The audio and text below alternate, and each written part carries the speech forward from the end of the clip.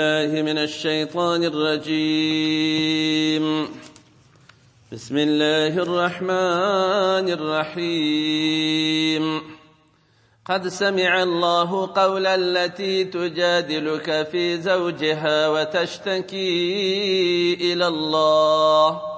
والله يسمع تحاوركما إن الله سميع بصير. صدق الله العلي العظيم.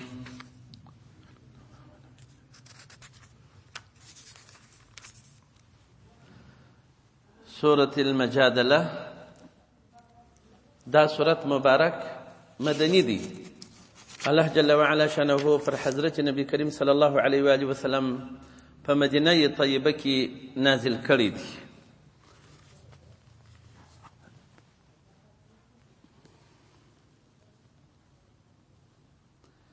او دا سورت مبارک 22 آیات لري. 22 آیه 22 آیات مبارکه لري.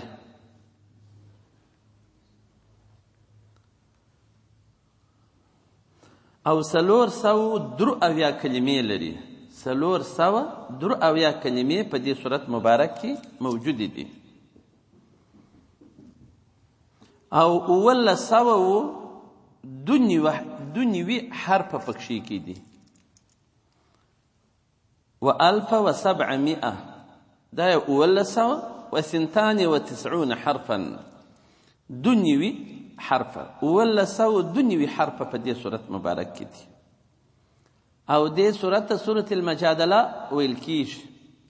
ځکه د دې سورت مبارک شروع په دې قول سره د الله جل وعلا شانه کیږي چې قد سمع الله قول التي تجادلك في زوجها. دا یو ښځه ده نبی کریم صلی الله علیه و آله وسلم ته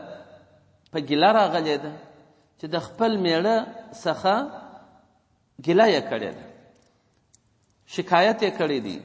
خو نبی علیه السلام مبارک صلی الله علیه و آله وسلم ته دغه آسماني حکم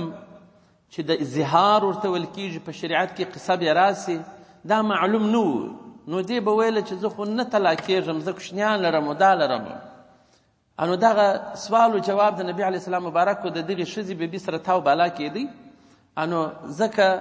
دې صورت ته سورة المجادله وویل شول چې دغه ښځه خوله نومېدل او د میړه نوم یې اوس ابن صامت رضی الله تعالی عنه. نو په دغه وجه باندې دې ته سورة المجادله ویل کېږي.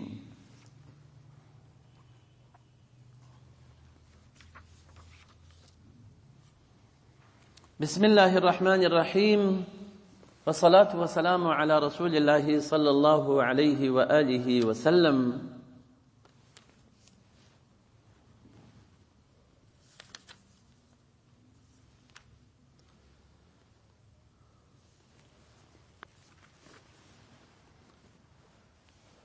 قد سمع الله په تحقیق سره اوریدلی دی الله جل جلاله قول التي د هغه ښځې چې خوله نومیږي تجادلوک چې دا ستا سره مجادله کوي، رجوع کوي و تعالی په خپل قول سره او نبی د الله جل جلاله فی زوجها په شان کې د خپل میړه. د دې قصه داسې وه دغه ښځه خوله بنت ثعلبه نومېدل او دا ښځه بیبي کوروالا د اوس ابن صامت رضی الله تعالی عنه. پخوا د جاهلیت په زمانه کې که به یو میړه راولاړ شو خپلې ښځې ته یې وویله چې ته داسې یې پر ما باندې لکه شا د خپلې مور. په پښتو کې خلک وایي ته پر ما داسې یې لکه خپله مور، ته پر ما مور یې، ته پر ما خور یې. دا نو بس دا د ابد دپاره به الله طلاقه وه. بیا د دې ښځې ژوند د دې میړه سره نه کېدی. دا ډېره عابده ښځه وه. دا پر مانځه ولاړه وه، د میړه یو کار په بند و چې راسه. خو دې ورته وویله چې زه به دا لمونځ پای ته ورسوم بیا به هغه دې درسم. خو چې دا نه ورغله او بل روایت کې چې د نزدېکت غوښتنه ځینې وکړه دې ممانعت وکړي. د اوس رضی الله تعالی عنه درد ورته راغلی چې ولې دې داسې وکړله. زه درته وایم چې راسه زما سره نزدېکت وکړه او ته راسره لرې لرې شورې، نو زه ته پر ما داسې لکه خپله مور، لکه شا زما د مور چې پر ما باندې حرامه ده، ته هم داسې حرامه. خو دی بیرته پر دا خپل قول سخت پښیمانه شو چې دا مې څنګه قول وکړي، د دونو کوچنیانو مور دا څنګه ما پر ځان حرامه کړه. خیر خو بیا ورته وایي راسه، دا ورته وایي چې بیا نو هېڅکله زه تا ته سره نزدېکت نه کوم تر څو چې نبي کریم صلی الله علیه وسلم ته زه تللی نه یم او دا خبرې ما ورته کړې نه وي، چې د هغه ما ته فتوا او مشوره را کړې نه وي، زه به بیا تا ته نږدې نه سم. نو هغه و دا بیبي راغله،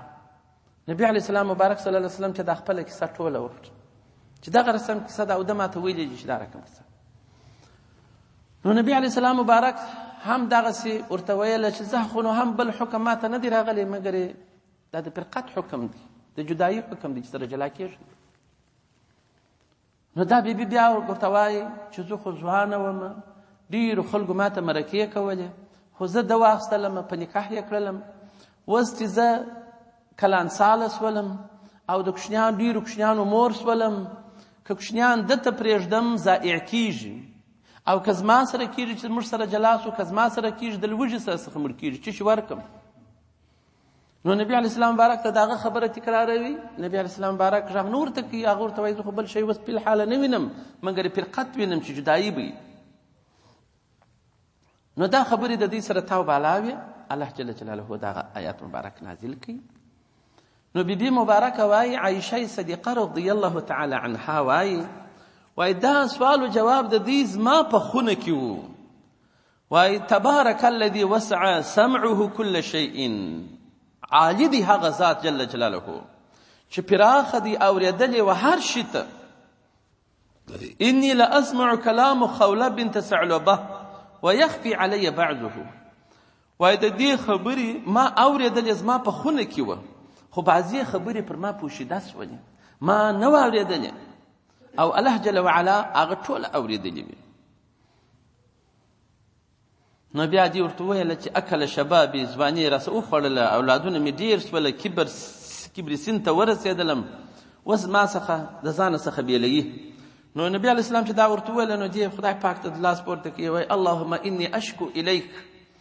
خدای پاکه زه تا ته شکوه کوم، خپل شکایت تا ته کوم، ته زما په حق کې ورحمېږه. نو دغه ښځه وایي د نبي علیه السلام مبارک در کور نه ووتلې حتی نزل جبرئیل بهؤلاء الآیات. جبرئیل امین علیه السلام دغه آیاتونه مبارکه نازل کړله.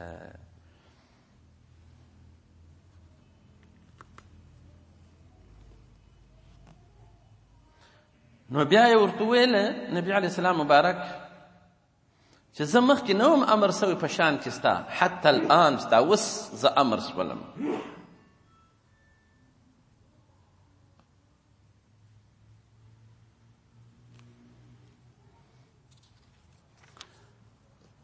نو قد په تحقیق سره سمع اورېدلی دی الله جل جلاله قول التي د هغه خولې تجادلک چې دا ستا سره جګړه کوي، مراجعه د اقوالو سره تاو بالا کوي، فی زوجها په شان کې د میړه، وتشتکی او دا شکوه کوي الی الله خپل خدای پاک لره چې خدای پاک اوس نو زه تا ته شکایت کوم، ته زما غږ واوره. نبي علیه السلام مبارک صلی الله علیه وسلم ته خو نوی حکم نه دی راغلی.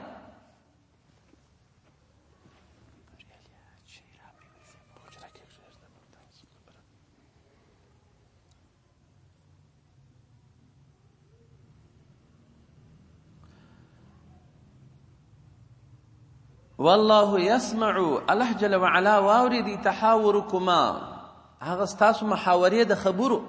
چې یو د بل مسره کوي. ان په تحقیق سره الله جل جلاله سميع اوریدونکی دی اقوال لره د خپل بندگانو، بصیر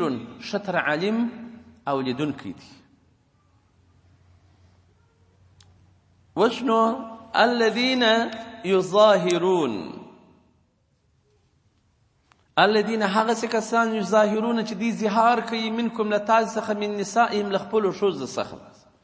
زهار خو داسې چې ته داسې لکه پر ما خپله مور ته داسې لکه پر ما باندې خپله خور ستا شا ته پر ما داسې لکه شا د مور زما لکه سر د مور زما ورون د مور زما داسې الفاظ ورته وایي دې ته زهار ویل کېږي په شریعت کې. نو دغه خلک چې زهار کوي منکم له تاسو څخه من نسائم له خپلو ښځو سره ما هن امهاتهم دا خو په جاهلیت په وخت تر ابد پورې بالا فرقت راتلی نو دا خو ته ورته ته پر ما مور یې ما هن نه دي دا ښځې امهاتې مندې هم د دې مړو ان امهاتهم نه دي مندې د دغو ښځو الا اللائي یا نه دي ښځې هم د دې نارینه وو د دې مړو یې ان ندی امهاتو مندی هم د دې نارینهو مړو الا خو بیا دي اللائي هغه ښځې ولدنهم چې دې زېږولي دي هغه یې مندې دي او ان په تحقیق سره هم دي لخامخا یقولون قول کوي منکر من القول ډېر نابلد د قول کوي او ډېر په پښتو کې بد قول کوي منکر قول کوي وزورا او درواغو قول کوي. نو ښځه کله دا خو د کور والا ده د معاینه ده دا نو کله د مور کېدلی شي دا نو کله د مور ده چې دی وایي ته پر ما داسې لکه خپله مور. نو دغه قول که سره ښه قول نه دی. دا بعضې فحاش خلک چې فحش ډېر کوي لچګان خلک بې علمه خلک پر ما دې معاینه مور وي پر ما دې مور معاینه وي دا بد بد الفاظ په مجلس کې ناست د مور زنا پلانکی دا ډېر د ګناه الفاظ دي ډېر بد الفاظ دي ډېر خسیس الفاظ دي. نو داسې الفاظ سړی دوی په عام مجلسو کې دا خبرې کوي مور زنا د مور زنا هر ګړی یادوي او معاینه دې پر ما مور وي که به دا داسې وي مور دې پر ما معاینه وي که به دا داسې وي دا خبرې دا ډېر د جاهلانو خبرې دي. حتی که داسې ووایي چې دا د دوزخیانو خبرې دي د خدایه نه بیریږي دا خبرې کوي دا خو ښه خبرې نه دي. دا خو عام محاورو کې زموږ د خلکو ویل کېږي او څوک چې خپلې بیبي ته وایي بیا هم دا خدای پاک دې ته منکر من القول ووایه چې دا منکر قول دی وزورا د درواغو قول دی.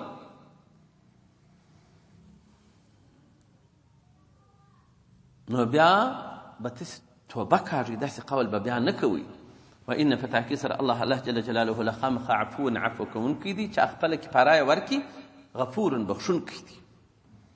دغه مظاهر لره په کفاره سره. اوس نو حکم یې داسې دی والذین هغسې کسان یظاهرون چې دوی زهار کوي من نسائم له خپلو ښځو سره چې او ښځې ته پر ما داسې یې لکه خپله مور یا خپله خور ثم یعودون لما قالو دوی بیرته وګرځېږي د هغه چې دوی قول کړی دی بیرته پښیمانه سي لکه زموږ خلک دغه بې عقلان خلک طلاقونه اچي بیرته یې معاینه وي. نو دغسې شریعت ته نه تسلیمیږي شریعت ته نه ځي بیا. نو دوی چې د خپل قوله سه وګرځېږي نو دوی ته کفاره لازمه شول کفاره پر لازمه ده. دا ښځې ته به نزدېکت نه کوي دا ښځې ته به لاس نه وړي دا ښځې به خوند نه اخلي تر هغه ساعته پورې چې د کفاره مکمله تسلیم کړې نه وي. کفاره کې 3 صورته الله جل جلاله اوس موږ ته سره ښیي چې کفاره کې اول په تحریر رقبه پرده باندې آزادول د یوه مرئي دي د رقبې دي من قبل ان یتماسا د مخه در دي چې دی بیرته خپله ښځه مسه کوي په وچ سره. دغه حکم چې دی کومه تاسو ته هم توعصون الله جل جلاله موعظه کوي به په دغه سره چې دغه حکم دی مرئي آزاد کړي. والله الله جل جلاله بما فاغس اعمال سره تعملون چې تاسو عمل کوي خبير شتره خبردار دی چې کفاره مور کړي نه وي کوروالا ته به نه نږدې کېږي. ښه مرئي مو پیدا نه کړي لکه اوس چې مرئي نه پیدا کېږي فمن لم یجد که چا پیدا نه کړل دغه رقبه نو فصیام بیا روژې دي شهرین 2 میاشتې متتابعین پرله پسې من قبل ان یتماسا د مخه چې د خپله ښځه مسه کوي 2 میاشتې به پرله پسې روژه نیسي د مخه در دي چې دا ښځه دی مسه کوي پس لا غیر حتی یوه روژه به نه پاتېږي په دې کې. او بل نادره بیا دا ده چې د شپې نزدېکت وکړي هم دا دغه به بېرته سره سره ګرځي په روژه کې خو په دا فرضي روژه کې خو موږ د شپې ازاد یو ښځو ته دغه سړی په شپه کې هم نه دی آزاد دا ښځې ته که چیرې د شپې نزدېکت وکړي به بېرته دا خپل دغه بېرته سره سره ګرځي دا روژې شپې ته سره. دا د سزا ده دغه سړي ده چې دغسې منکر قول کوي چې پر ما خپله مور ده ښځې ته لکه پر ما مور داسې ده لکه پر ما خور داسې ده. نو دې ته زهار ویل کېږي پرله پسې به 2 میاشتې روژه نیسي د مخه در مسه کېدو د ښځو. فمن لم یستطیع که چا په طاقت نه وه، دا دریم صورت دی، روژې نه سوی نیولی، نو فاطعام 60 مسکینا، بیا نو ډوډۍ ورکول دي 80 مسکینانو ته. بیا د مخه در دي چې د ښځه مسه کوي 80 مسکینان به مړوي، بیا به چې دا مد یاد کړي دي، معنا یو من غنم چې دا غالب قد د جشار دی، یا غرمه او ماښام ښه ډوډۍ ورته کول مسکینانو ته. 80 مسکینان اول د غرمه او ماښام یې ماړه کړي، ډوډۍ ورکړي. نو دغه درې صورته په دغه کې ځایېږي چې دا درې صورته چې وکړله بارونه بیا ته خلاص، بیا ته خپلې ښځې نزدېکت کولی شي. دا د زهار حالت دی چې زموږ داسې په فقه شریفه کې هدایه کې جلا بابونه شته، دا باب ورته وضع شوی دی، باب زهار، چې زهار څوک کوي. بیا نو په دې کې ډېر هغه الفاظ د زهار علماو ذکر کړي دي چې په دې سره زهار لازمیږي. اوس نو که چا داسې ویل چې ته داسې یې لکه ما خپله مور، دا خو کنایي الفاظ دي. نو اخر پای هغه قاضي ته شکایت وکړي، قاضي دا سره راټینګ، نو ډول ما ته داسې ویل ته په عزت کې پر ما داسې یې لکه خپله مور، ما د عزت او د ګرانښت په خاطر دا ورته ویل، تصدیق یې کول کېږي. او دغه صریح لفظ نو دغه دی چې ته داسې یې پر ما باندې ستا لکه شا زما د مور، دغه نو شا د مور خو نو حرام وي، نو هغه بیا ظاهر کول دی، دا بیا حرامیږي. هر هغه ځای ته چې کتل ناروا وي نو ته د هغه ځای تشبیه ورسره وکړې، نو بس هغه حرامیږي. او تا تشبیه د داسې ښځې سره ورکړله چې هغه نکاح یې پر تا د ابد دپاره حرامه وي، دا که په نسب کې وي او که په رضاعت کې وي او که په مساهرت کې وي. لکه میره بیا ورته وایي چې ته پر ما داسې حرامه یې لکه خپله میره پر ما باندې، نو دغه ټوله پکښې راځي.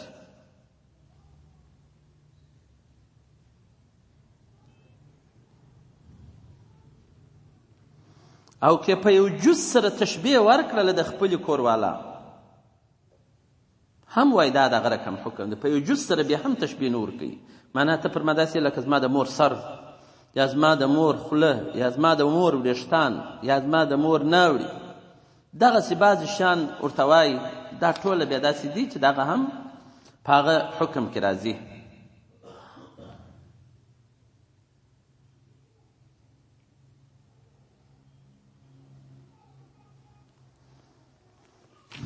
نو دغسې الفاظ به سړی هېڅ کله نه وایي چې دا اخروي سخت تاوانونه پکښې کېدي، او دا خپل د ژوند چارې چې د دې ښځې سره سړی باید په څونه ښه سمون سره پای ته ورسوي، هغه د منځه څخه دغه الفاظ وړي، دغسې بد الفاظ، هغه ښه ژوند، ښه نعمت چې الله جل جلاله درته ورکړی هغه ټوله د منځه څخه په وړل کېږي. نو داسې الفاظ به سړی نه وایي.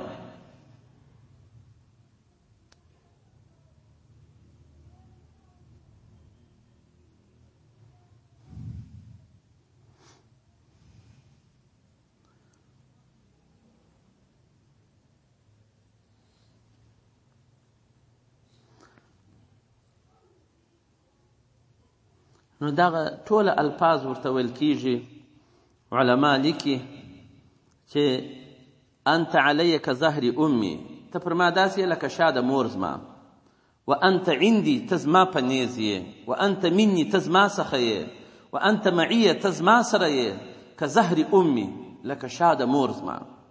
او انت علی حرام که ظهر امي، ته پر ما حرامه یې لکه شا د مور زما، انت علی که بطن امي، ته داسې یې پر ما باندې لکه نس د مور،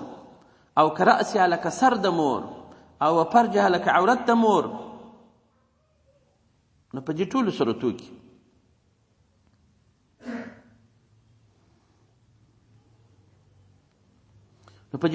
صورتو کې زهار لازمیږي، پر دې باندې زهار راځي. او د کنایي الفاظ بیا دا ګره صراحتاً چې زهار بس پکښې واقع دي. کنایي الفاظ بیا دا دي انت علی که امي، ته پر ما باندې لکه مور زما، اوس نو او مثل امي یا په مثل د مور زما یې. دا دوه صورته کنایي الفاظ دي. دلته بیا اعتبار د نیت معتبر دی. که چیرې د ده زهار مطلب و د میړه، زهار ځینې جوړیږي لازمیږي، او که ده ویله چې یا زما زهار مطلب نو، ما د هغسې د دې چې ته پر ما په عزت کې داسې یې لکه مور زما، او ته په مثل د مور زما یې، چې مور څونه عزت پر ما لري، ته په مثل د هغه پر ما عزت لري. داسې مطلب یې و. نو بیا دی مظاهر نه بله کېږي په 4 سره مذهبه کې.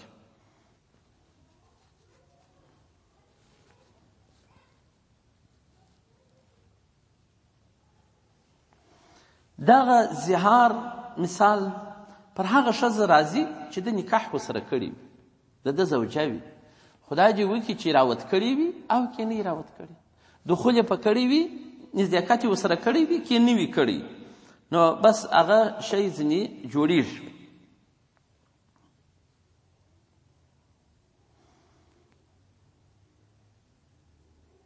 او د امام مالک صاحب په مذهب خو وایي د مخه در نکاح چې تا یو ښځې ته وویله چې ته پر ما داسې لکه خپله لکه شاه د مور پر ما داسې حرامه یې، نو بیا یې وغوښتله، وایي پر ده باندې زهار سته. او زموږ پر مذهب امام شافعي صاحب په مذهب هغه وایي چې نکاح په منځ کې نه وي، دا پردي ښځه ده، په دې وخت کې زهار وایي نه لازمیږي. نو دغه د زهار حکم دی که د ده په صریح الفاظو سره خو زهار راځي، په کنایي الفاظو سره بیا د نیت معتبر دی. لکه الفاظ د طلاق چې دی، طلاق خو یو داس صراحتا طلاق دی چې انت طالق، ته پر ما طلاق، او بل داسې دی چې دا طلاق الفاظ کنایي دي، په هغو سره مثال دا بیا طلاقیږي. نو په هغه کنایي الفاظو کې که څوک ورته ووایي، نو بیا دا خو داسې طلاقیږي چې د ده نیت معتبر دی. که د نیت د طلاق خو طلاقیږي، که نه بیا نه طلاقیږي. نو هغه هم دغسې الفاظ دي چې ته که د مور که ته ولاړلې معنا پر ما حرامه یې، پر ما طلاقه یې، څنګه ولاړلې؟ نو دغه د ده نیت مثال په دې کې. نور داسې الفاظ د کنایې بیخي ډېر دي په نکاح هدایه کې. نو انشاءالله هغه بیا د خپل ځای سره کنایي الفاظ هم د ده نیت معتبر دي، خامخا طلاق نه واقع کېږي. که طلاق نیت و طلاق کېږي، که نه طلاق کېږي، سره خو هغه سم دم بیا وایي انت طالقه. نو فاطعام 60 مسکینه، ذلک دغه کفاره چې ده، دغه تخفیف په کفاره کې لې د پاره د دې تؤمنو چې تاسې ایمان راوړئ بالله چې پر یو الله جل جلاله ورسوله، پر رسول د الله جل جلاله. تلک دغه احکام مذکوره چې بس ذکر سول، حدود الله، دا حدود د الله جل جلاله دي، تر دې به تیری نه کوي. د دې حدود اسلامي څخه به مسلمان تیری نه کوي، خپل حدود د اسلام به مرعتوي. ته مسلمان یې، د ابدي دوزخ خلاص یې، او جنتونه و نعمتونه د خدای پاک ستا په برخه کړي دي، نو سر په سر ته به خپل د اسلام حد او حدود ساتي. کافران چې نه ساتي، وللکافرین کافرانو لره عذاب علیم، عذاب دی ډیر مؤلم، درد رسیده. نو مسلمان به د کفارو چمونه نه کوي، مسلمانه ښځه به د کافرانو چمونه نه کوي چې نن د یوه ماینه ده، سبا د بل ماینه ده، سبا د بل ماینه ده. دا کافران خو د ورځې 6 مړونه کوي دا ښځې، نو دا به تاسې هم دغسې کوئ؟ نو دا خو هغه ابدي دوزخ ځای دی. نو ته خو د ابدي دوزخ څخه خدای پاک ساتلی، ته ولې داسې خطا وځې؟ ته ولې د کفارو په ښځو باندې خطا کېږي؟ دا یو شی دلته په لاس راغلی. بل شی دا دی، ګوره دلته بیبي مبارکه راغلې ده، صحابیه ده. نبي علیه السلام مبارک ته وایي ما ته میړه داسې الفاظ وویله، شرعي سره کم حکم دی؟ اوس زموږ په ټولنه کې چې یو میړه یې بد سړی وي، بد الفاظ سړی وي، طلاقونه وراچي، ښځه چې راسي د عالم ته جکشني چې ما ته دغسې طلاقونه راچي، خپله شرعي حکم دې ځان ته معلوم کړي. او دوهم شی دا په منځ کې راغلی چې خدای پاک دې ته قول منکر ووایه، وزور قول ووایه. مسلمان چې د خدای پاک د دې لوی نعمت مالک وګرځوي، ښځه یې درکړله په اعلان نکاح باندې، د دې شکر به ادا کوي، تعظیم به یې کوي. دا خو دا ژوند سر ته نه رسېږي. په دې زندګي کې د ژوند کې به گذشت کوي، حلم به کوي، ښه وضعیت به کوي، بد الفاظ به نه استعمالوي دې ښځې لره. او که ته هر ګړی داسې خبرې ورته کوي، نو دا خو منکرو د قول د درواغو دا شان ګرده، دا ستا دا زندګي ټوله په خطر کې اچوي. نو ښځه چې پر تا حرامه سول، خو تا ته شریعت په دین د اسلام په حدودو کې د ایمان او د اسلام تا ته دا په نکاح درکول سوی ده، نو ته چې دا حدود د اسلام نه مراعتوې نو بیا به دا نکاح چیرې وي ستا او د دې ترمنځ به نو هغه پورته کېږي بره د منځ څخه ځي. دا ستر نعمت ولاړی د څخه ستا په بدو الفاظو سره بدو اقوالو سره. خو دا قول به سړی نه کوي، بد اقوال به نه استعمالوي، طلاقونه به نه اچي ښځې ته، زهار به نه ورسره کوي. نو دا چې جنه وکړله که جیرې فرزند دسه وسوله بیا هم موږ قرآن لرو، حد د اسلام لرو، هغه هر شي ته خپل حد و حدود معلوم دي. راسم لا سر ته کښېنه چې ما معاینې ته دغه شي ویل، هر حکم چې د اسلام په هغه باندې قانع ووځېږي، هغه باندې جوړ سو. یو وخت یوه روژه وه، یو سړی رالی وایي ما معاینې ته 3 طلاق وراچولي. ښه یو بل ما دا خو بېرته نکاح د بل چا سره پوښت غواړي، دی ښه صوفي سړی داسې نوی ځوان یې راوستی، د هغه سره مو نکاح ور وتړله په موټر کې، مو نکاح ور وتړله، بلا دوی سره ولاړه، ما داسې خامخا به نزاکت سره کوي، بیا به بېرته دا عده تېروي، بیا بېرته معاینې کوي. خو ډېر کوچنیان لري. خو دغه سړي دا معاینې ته ناکي طلاق وراچولی و. د هغه روژې په پای کې بیا رالی وایي لور مې بل ځای ورکړې وه، مېړه 3 طلاقه ورکړي دي، هغه هم بېرته پښېمانه دي. بیا ولا رالی هغه د لور ته مې بیا بل یو نکاح ور وتړه د یو کړي دپاره چې هغه ما چې ورته ته راواست، بیا هغه عده تېروي. بیا دا دغسې امتحانونه په انسانانو باندې کېږي. ګوره ده د بل لور ته په سپکه وکتل، 3 طلاقه یې ناکي په ناکي ور ډبولي وه، د هغې ژوند یې مثال سره در بدره کړي، د ده د لور سره د هغسې پسې وسول. نو سړي داسې الفاظو څخه ډډه کوي، احتیاط کوي، داسې الفاظ نه استعمالوي. نبی علیه السلام مبارک صلی الله علیه و آله وسلم دومره ښه نرم د لطف زندگی کول د بیبیګانو سره چې نور اصحابان مبارکانو کې لا اوازه وه چې نبی علیه السلام مبارک صلی الله علیه وسلم سره بیبیګانې وایي جواب وایي، او کله کله ځینې خوابدي کېږي، لا هم بیبیګانې ځینې خوابدي. اصحابان مبارکانو ته په تعجب کې پاته وه، په شمول د عمر رضی الله تعالی عنه. عمر رضی الله تعالی عنه چې خبر شو چې کله کله دا بیبیګانې ژبه کوي او بل داسې کوي، خوابدي هم وي، زړه ته یې نه لوېدل. رالی د خپلې لور خونې ته لور یې کښېنول. حفصې رضی الله تعالی عنها ته یې وویله چې ما اورېدلي دي چې دغه بیبیګانې د نبي علیه السلام مبارک سره ژبه کوي او بیا ځینې خوابدي لا هم کله کله. نو دې ورته ویل هو دغسې ده. نو چې دغسې ده ویل او لورې پام کوه، د خدای د رسول صلی الله علیه وسلم په خوابتیا کې خدای پاک خوابدي کېږي، د خدای پاک قهر و غضب به در باندې وسي. پام کوه چې د خدای رسول صلی الله علیه وسلم ژبه ونه کړي او خوابدی نه کړي. خدا توصیه وکړله، ولاړ. څه زمانه وروسته چې دی بیا په کور کې دی، خبر شو چې نبي علیه السلام مبارک ګرد ښځې طلاقې کړي،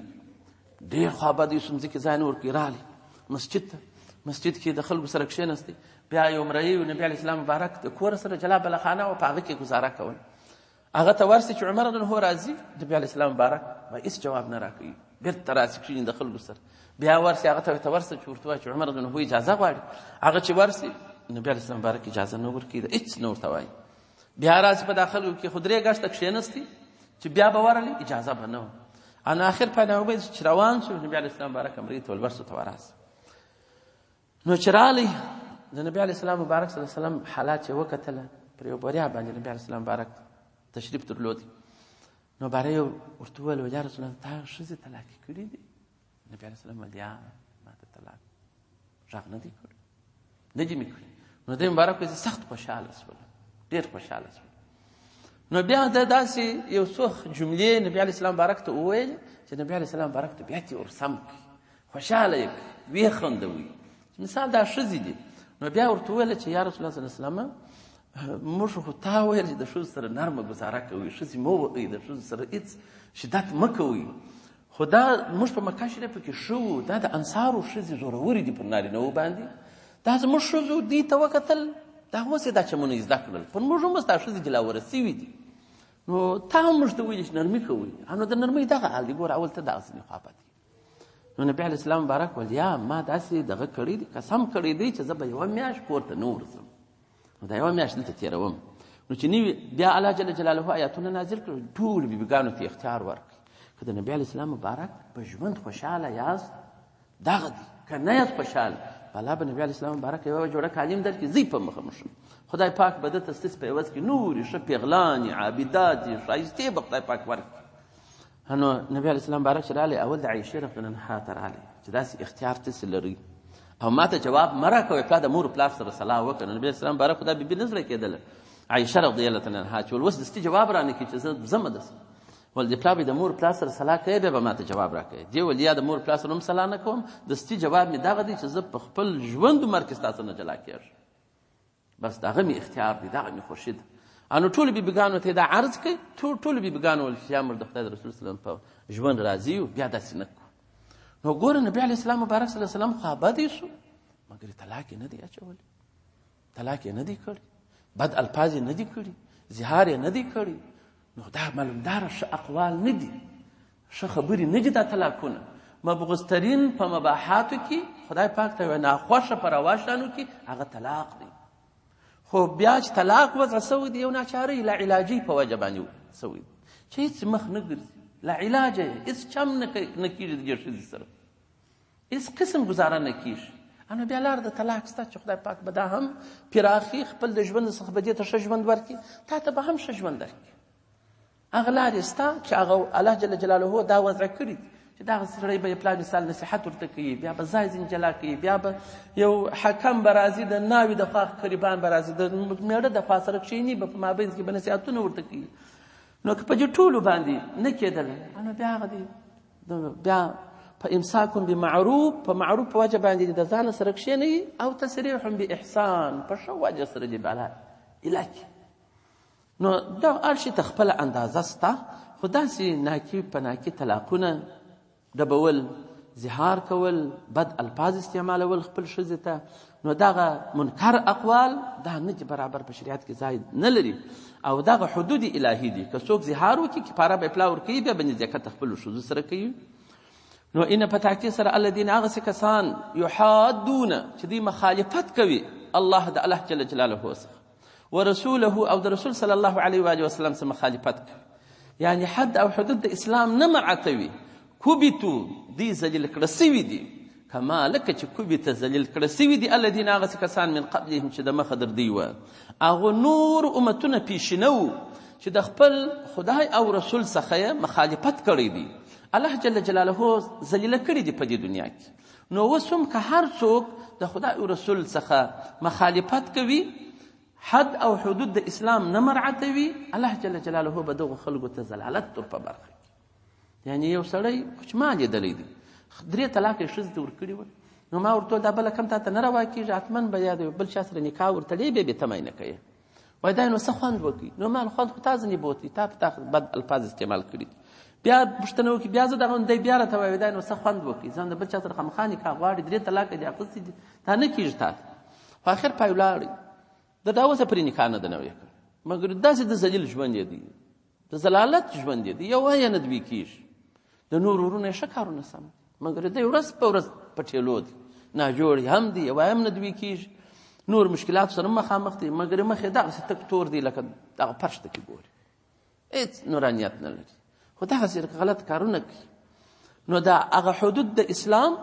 نه منعتوي مخالفت د خدای او رسول څخه کوي نو دا خدای پاک فرمایي دا ذلیل کړه سوي دي لکه چې ذلیل کړه سوي دي هغه کسان چې مخکې در دوی وه نورو امتو د خپل رسولانو څخه مخالفت کاوه هغه خدای ذلیله کړي وه دا به هم دغسې ذلیله سي. نو د خپل حدود څخه د اسلام سړی نه تېرېږي او وقد په تاکید سره انزلنا موږ نازل کړي دي آیات بینات آیاتونه ښکاره چې هغه ټوله دال پر صدق د رسول الله صلی الله علیه و وسلم دي هغه ټوله دال پر حقیقت د قرآن دي هغه ټوله دال پر حقیقت د اسلام دي. نو کافران بې دلیله مخالفت کوي نو مسلمان باید خپل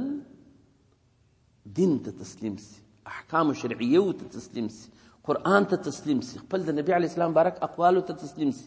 د لوی رب جل وعلا و قرآن ته تسلیم سي. وللکافرین کافران نه تسلیمیږي وللکافرین کافرانو لره چې د خدای پاک په آیاتو کافران دي دوی لره عذاب مهین عذاب دی ډیر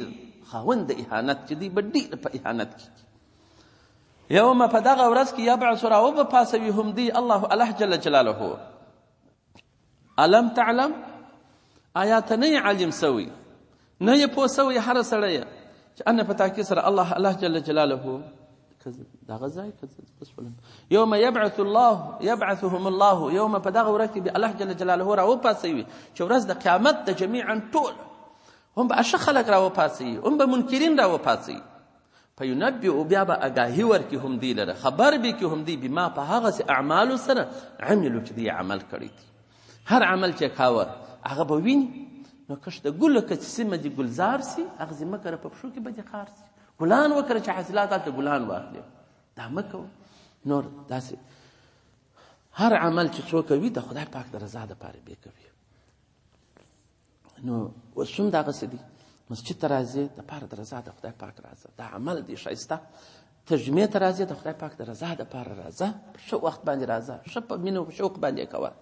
دوکاندارۍ ته ځې په ښه شوق مینه یې کوه نو بعضې کسان اوس موږ ته ملګري چې داسې ځي د شپې مجاهدینو سره بیا ګزمې وپیرې کوي د هېڅ غرض دپاره مه ځي که ځئ چیرې د خدای د رضا دپاره ځئ دپاره د حفاظت د ساتنې د خپلو مسلمانانو د ورونو چې غل ظالم بل څوک پر دې مسلمانانو تعرض ونه کړي غلا ونه کړي ورسئ ګزمې وکړي مګر نیت دپاره د خدای کې دا مه کوئ چې په توپک خیال وکړم خلکو ته ځان ښکاره کړم یا یو رقم نیت یا بل رقم نیت دا مه کوئ خپل نیتونه صفا کړئ ورسئ ګزمې ورسره وکړئ خپل ښار پر خلکو وساتئ د غلو د ډاکو ځای وساتئ خو نیت صفا کړئ که مو نیت صفا و الله جل جلاله په دربار کې مو اجر سته مزدوري مو سته ستاسو ثوابونه د مجاهدینو لا په دې معنا ډېر دي ولې هغه خو ته بیت المال ډوډۍ خوري موټر کې سپریږي هغه ځای تاسو خپله ډوډۍ خوري خپله خواري کاږئ او د مسلمانانو خدمت هم کوئ په دې معنا ستاسو ثوابونه د هغو لا ډېر دي نو فینبئهم بما عملوا احصاه الله الله جل وعلا د دې اعمال ټوله په کرامو کاتبین په نوشته سره حفظ کړي دي ساتلي دي ونسوه او دی یې یېروي او دی د خپل عمل بد عمل چې دی هغه یېروي چې کم وخت ارتکاب د بدو اعمالو کوي او بیا یې یېروي مګر د الله جل په حضور کې ټوله نوشته دي شی نه یېرېږي هلته نو والله الله جل جلاله على كل شيء پر هر شي باندې شهید شاهد دی هیڅ شی نشي ځینې پټېدلی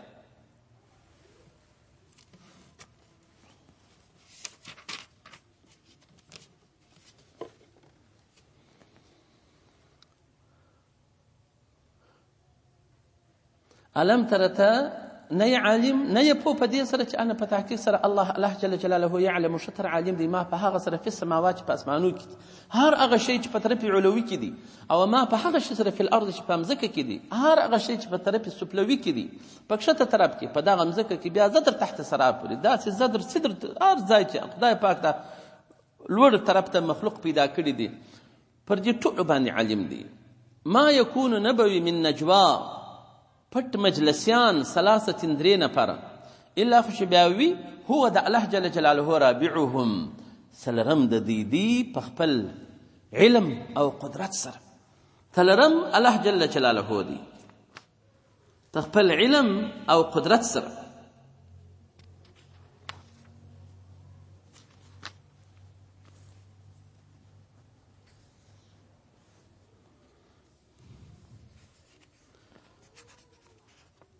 اولا خمسه پنځه نفره به نه وي چې یو ځای کښېني پټ مجلس کوي الا خو چې بیا چیرې وي دا پنځه نفره هو الله جل جلاله سادسهم شپږم د دی ولا ادنا من ذلك چې کم تر درو ولا اکثر چې او نه به وي زیات تر دې پنځو الا خو چې بیا وي هو د الله جل جلاله معهم سره د دی اينما كانوا هر ځای چې دی وي خدای یو چې په غارونه نه وځي خدای دې وکړي چې په نغمو کې به دا مجلسونه نه کوي په مانیانو کې نه کوي په هر ځای کې چې دی وي الله جل جلاله مطلع دی علیهم يسمع کلامهم وسرهم ونجواهم د دې خبرې اوري هغه پټې خبرې اوري نو الله جل جلاله يعلم السر والجهر الله جل جلاله په پټو او جهر سره علم دی لا تخفى عليه خافيه نه پټیږي پر الله جل جلاله باندې یو پټ شي ولا يغيب عنه شيء في تناجيهم في السر والعلن او چې دې پټ خبرې کوي پر الله جل جلاله باندې نه پټیږي هغه دې پټ خبرې کې ښکارا کوي لأن علم الله تعالى محيط بكل شيء علم د الله جل جلاله احاطه پر هر شي باندې کړی چې هغه داسې احاطه ده چې نه زمان غواړي او یو شی ځینې پټولی شي هر ځای چې دی وي، هر ځای کې چې دی گزاره کوي.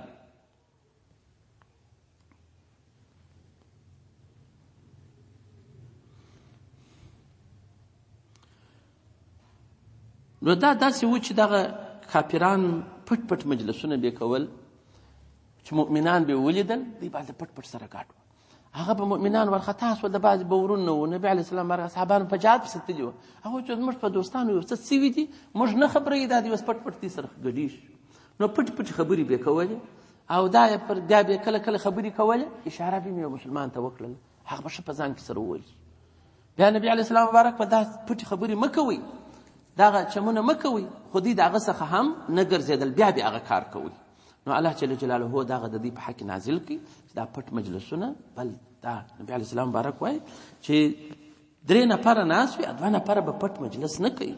ځکه بل په ځان کې خاري کېږي چې دا نو دوی څه وایي،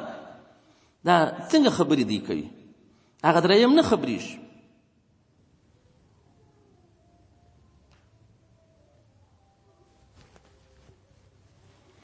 او کافرانو به هم دغه سره ویله چې بعضې زموږ پټې خبرې خدای پاک اوري، هغه اظهار چې په وکړو هغه اوري، دا نورې نه اوري. بعضې ول نیمۍ اوري، نیمۍ نه اوري، بعضې ول څنګه کوي. نو د دې ټولو څه الله جل جلاله دی منع کړل، او په دې خبر کړله چې الله جل جلاله د دې په پټو او لڅو خبرو باندې خبردار دی.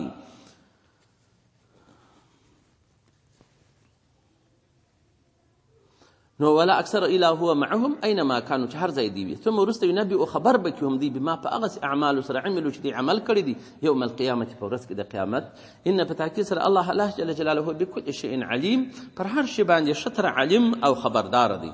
الم تر ته نه ګورې الی الذین، هغه کسانو نهو چې دی منع سوي عن نجوا د پټو مجلسو څخه،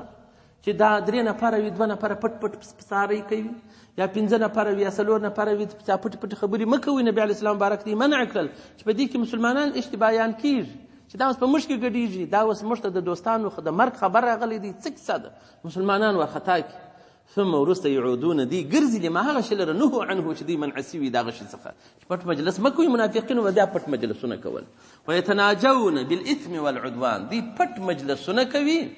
په گناه او عدوان او سرکشی سره، و معصیت الرسول، او په نافرمانی کې د رسول صلی الله علیه و آله وسلم، چې نبی علیه السلام مبارک منع کړی دي چې دا کار مه کوئ، خو دی بیا کوي.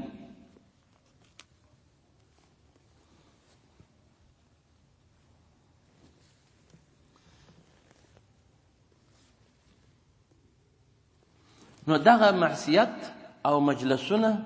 دا چې څوک کوي، دا ټوله پر ګناه او عدوان باندې. هر هغه مجلس وای در لاندې دی چې نافرمانی د خدای او رسول څخه پکې کوي،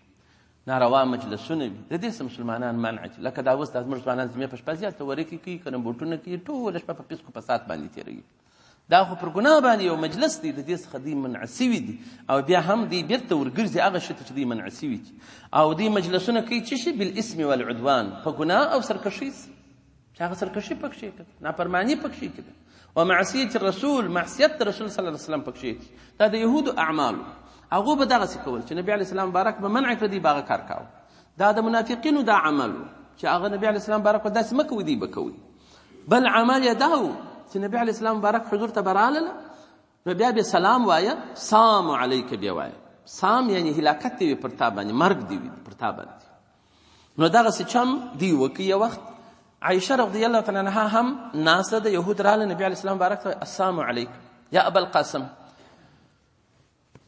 عائشه بیبی السلام علیکم فعل الله بكم، مرګ دی پر تاسو باندې، خدای پاک دې دا مرګ پر تاسو باندې نازل کړي. نبی علیه السلام بارک بیبی مبارک تول مه یا عائشه فإن الله تعالى لا يحب الفحش، فتحقیق الله جل جلاله دا بد اقوال نه خوشي. وای ما ورته چې یا رسول الله الست ادري ما يقولون، آیات نه خبر چې دی وسدر تو ویل. نبی علیه السلام بارک ویل تو الست ترين اردت عليه ما يقولون، آیات نه ولې چې ما چې رد وکي پر دی باندې، همام اقول وعليكم، ما پر دی باندې وای، نو دی پر موږ باندې مرګ او مال وعليكم پر تاسو باندې دی، نو پر دی باندې راځي، پر دی باندې لګیږي. نو ته بس سختي مکوه، تعالی پرېږده بد اقوال الله جل وعلا نه خوښي. واذا جاء الله جل جلاله دا مبارک آیات مبارک نازل کړي. کم وخت چې راسي که و تا ته حیه و که دي پیشکش و سوغات و سلام وایي که پر تا باندې ای نبي د الله جل جلاله بما په هغسې تحیه و سلام سره لم یحییک به الله چې خدای پاک هغسې سلام او پیشکش و سوغات نه دي وضع کړي او دی پر تا باندې وایي چې السلام علیک ویقولون فی انفسهم او دی په خپلو نفسو کې وایي چې موږ د خدای رسول صلی الله علیه وسلم ته دا دی مخامخ شراوي کوو نو که دی نبي د خدای موږ باید هلاک سوي وای و دی په خپلو نفسو کې وایي لولا یعذبون الله ولې موږ ته نو عذاب خدای پاک نه راکوي بما په هغه سره نقولو چې موږ نبي مبارک ته وایو نو الله جل جلاله فرمایي نو که په دې ته عذاب وزندېږي حسبهم بسنده د دې چې دی جهنم و جهنم یې بس دی یصلونها دی به ننوځي په جهنم سره فبئس المصیر ډېر بد ده مرجع او مسیر د دې چې هغه ځای ته دی ورځي نو دغه بیا هغه نور پټ مجلسونه د دې چې بیا نور کارونه دی کول هغه به انشاءالله سبا اخر بیا ووایي وما علینا الا البلاغ المبین الحمد لله رب العالمین والعاقبة للمتقین والصلاة والسلام الشيطان الرجيم بسم الله الرحمن الرحيم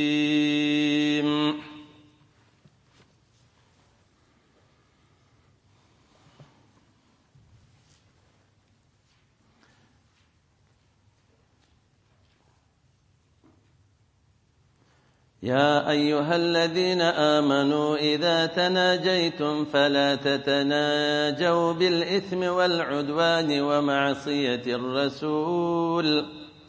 وتناجوا بالبر والتقوى واتقوا الله الذي إليه تحشرون صدق الله العلي العظيم نو د دې آیات مبارک شان نزول خو موږ ویلی وو چې منافقینو دا خاصه درلودله چې دوی به پټ پټ مجلسونه کوله او کله کله به مؤمنانو ته اشارې هم کولې په دې کې دوی دوه ادب درلودله یو دا ادب درلودی چې دا مسلمان چې خبرې کوي چې دا خو نو عیبجن انسان دی هغه ته به دا شک ورته چې دا په ما کې څه خبرې کوي او بل ادب دا و مسلمانانو ته به دا په فکر کې ورکوله چې کله کله به مجاهدین تللي وه په غزاو پسې د نبي کریم صلی الله علیه و وسلم سره نو دوی به پټې خبرې کولې هغو ته به دا اشتباه پیدا شول چې زموږ په قریبانو کې لکه چې یو څوک مړ سوی دی نو موږ نه په خبرې دا چې دوی پسه پسه دلته سره ګډ چې موږ ته اشارې هم کوي موږ ته هم ګوري خو د دوی ټوله کارونه داسې وه چې بنا بر فساد باندې وه منافقین وه بد خلک وه نو الله جل وعلا شانه دا آیات مبارک عام مؤمنانو تنازل کی چې یا ایها الذین آمنوا ایغه کسانو چې تاسو مؤمنان یاست اذا تناجیتم چې تاسو پټ مجلس کوئ فلا تتناجوا تاسو مجلس مکوئ بالاثم په ګناه سره والعدوان په سرکشي سره ومعصیه الرسول او په معصیت کې د رسول صلی الله علیه و وسلم نبی علیه السلام مبارک د دې څخه منع کړی و چې درې نفر یې دوه نفره باید خبرې ونه کړي خدای یو دغسې پاتېږي که پنځه نفره یې هم دوه نفره باید دغسې پسه پسه خبرې ونه کړي که ډېر وي که لږ وي دا اجازه نشته چا لره چې په پټه باندې خبرې کوي وتناجوا خبرې وکړئ پټ مجلس وکړئ بالبر په نیکۍ سره چې نیکي په دې مجلس باندې مرتب وي والتقوا او پر تقوا باندې د خپل مجلسونه جوړ کړئ ولې غلط مجلسونه کوئ نو دغسې مجلس الله جل جلاله موږ تاسې منع کړلو چې موږ داسې مجلس کوو چې هغه ګناه پر مرتبه وي سرکشي پر مرتبه وي او نافرماني د خدای د رسول صلی الله علیه و وسلم څخه پکښې کي دا مجلسونه ټوله ناروا او نابود شول هېڅوک به دې مجلسو ته نه نږدې کېږي نو در دغو مجالسو دا اوس د جمعې په شپه د ځوانان مجلسونه کوي او ګرد فسق و فساد په د خپلو مجالسو کې کوي ښکنځلان کوي ورکې کوي رقم چمونه کوي په دې خپل مجلس کې یو مخ یې خراب کړی نو دا هم معصیت پکښې دی ګناه پکښې ده ښه کار نه دی دغه چې دوی بانډارونه کوي ورکې کوي هره جمعې شپه سره وځي دورې علاقه او چې ورته وایه چې هلکه را سره نن ختم کړو د جمعې شپه د 15 دقیقې نه کښېني دغسې تلوار یې لکه پر اور چې ناست دا ختمو کې کله ختم وي نو یو پاو شل دقیقې د خاتمې و د دعاو وزنډېږي داسې دا خلکو تلوار کله چې موږ یا ذکر کوو یا دعا کوو چې تاسو پلانکی واخلو ولاړئ بس او چې هلته بانډار ته ځي بیا نه تلوار نه په کور کې مشکل هېڅ نه د سهاره بیا بنډارونه کوي. نو دغسې مجالسو څخه مؤمنان ممنوع دي، باید دغسې مجلسونه ونه کړي.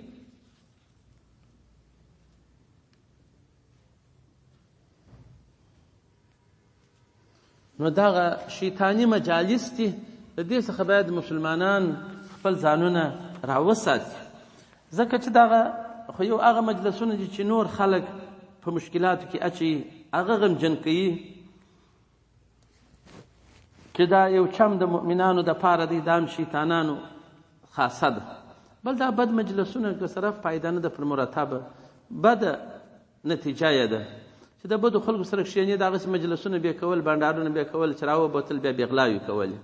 داسې خلک ډېر ولیدل شول. د هغه مجلس څخه بیا یو پلان بسته کوي چې هغه به پر ګناه باندې یو پلان و، تجاوز به پر مؤمنانو باندې و، پر معصیت د رسول صلی الله علیه وسلم به و، بیا د هغه ځای څخه بیا دوی کارونه کول.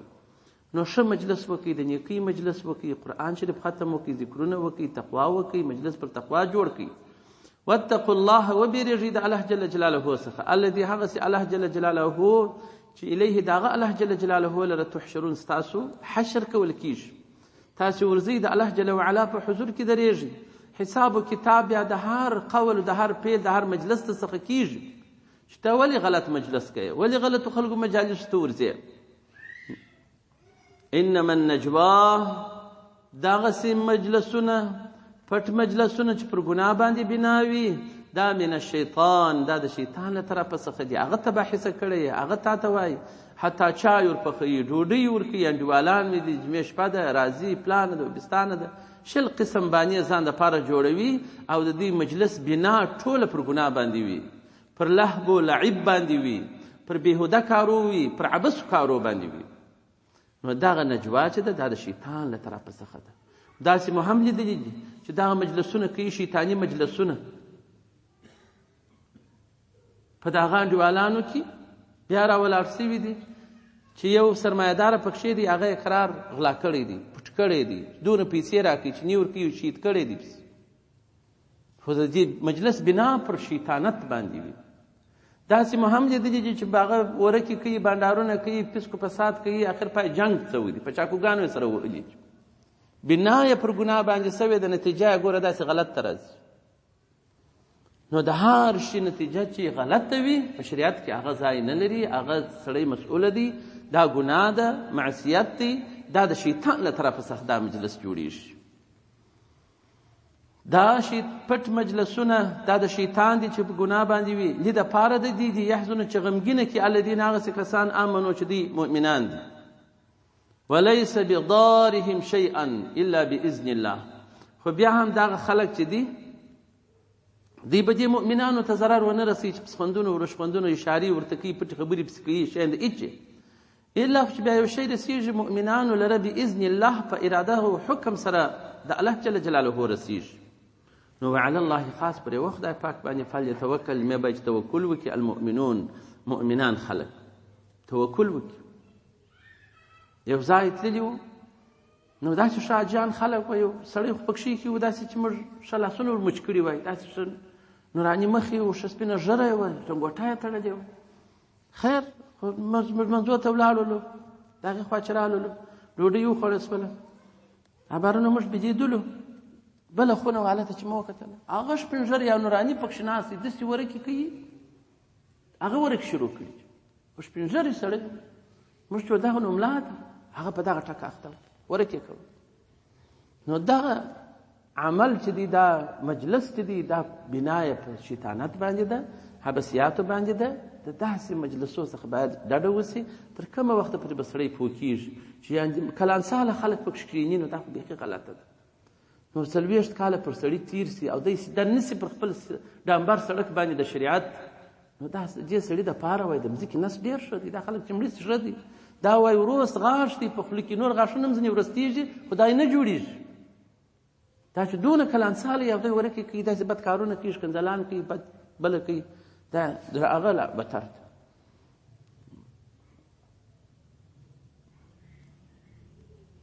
بل وخت بل ځای نکاح وه، نو دلې یو ملا راغلی و، بر ما هغه ورسره واستلو، نو چاله ته تللی وو خو ډوډۍ یې باره ورکوله د خوارکي باره ډوډۍ ورسره خوړلې دا باره چې ډوډۍ یې خوړې دا ورکې شروع کړي وایي راسم لا صاحب وی شو هغه وایي زما نه دي زده دا شمونه زه نسم کولی وایي یا ملا صاحب عمر عباس در باندې تېر شوی دی چې ورکې د سړي نه زده دا عمر وایي عباس در باندې تېر شوی هغه خوارکي نو ما څه ورته ویل زه ناولده وم دغه خلک وه نو هغه ملا صاحب چې ویل پر تا عمر عباس تېر شوی دی ادي چې ورکې زده کړي دي دا نه وکاکي عباس نه دي نو دا ګرد انما النجوا من الشیطان څخه دي لیحزن الذین آمنوا چې غمګینه کې هغه کسان چې دی مؤمنان دي په د خپلو مجالسو په د خپلو پټو خبرو باندې وليس بإقدارهم شيئا خو بیا هم دی نه دي ضرر رسونکي د یو شي او بل چا لره الا بإذن الله وعلى الله خاص پر یوه خدای پاک باندې فلیتوکل مې باید چې توکل وکړي المؤمنون مؤمنان بیا هم د دې شیطانانو منافقینو د دې په خبرو باندې باک ونه کړي د دې پر مجالسو باندې هیڅ فایده مرتبه نه ده داسې شیطانتو مجلسونه د نبي علیه السلام مبارک صلی الله علیه وسلم په حق کې ډېر سوي دي غلطې مشورې سوي دي داسې میکرونه او چمنه ورته جوړ سوي دي د ده د شهادت دپاره 20 وارې دغسې مجلسونه کفارو کړي دي خو خدای پاک هغه ناکامه کړي دي نبي علیه السلام مبارک صلی الله علیه وسلم ته ضرر نه دی رسولی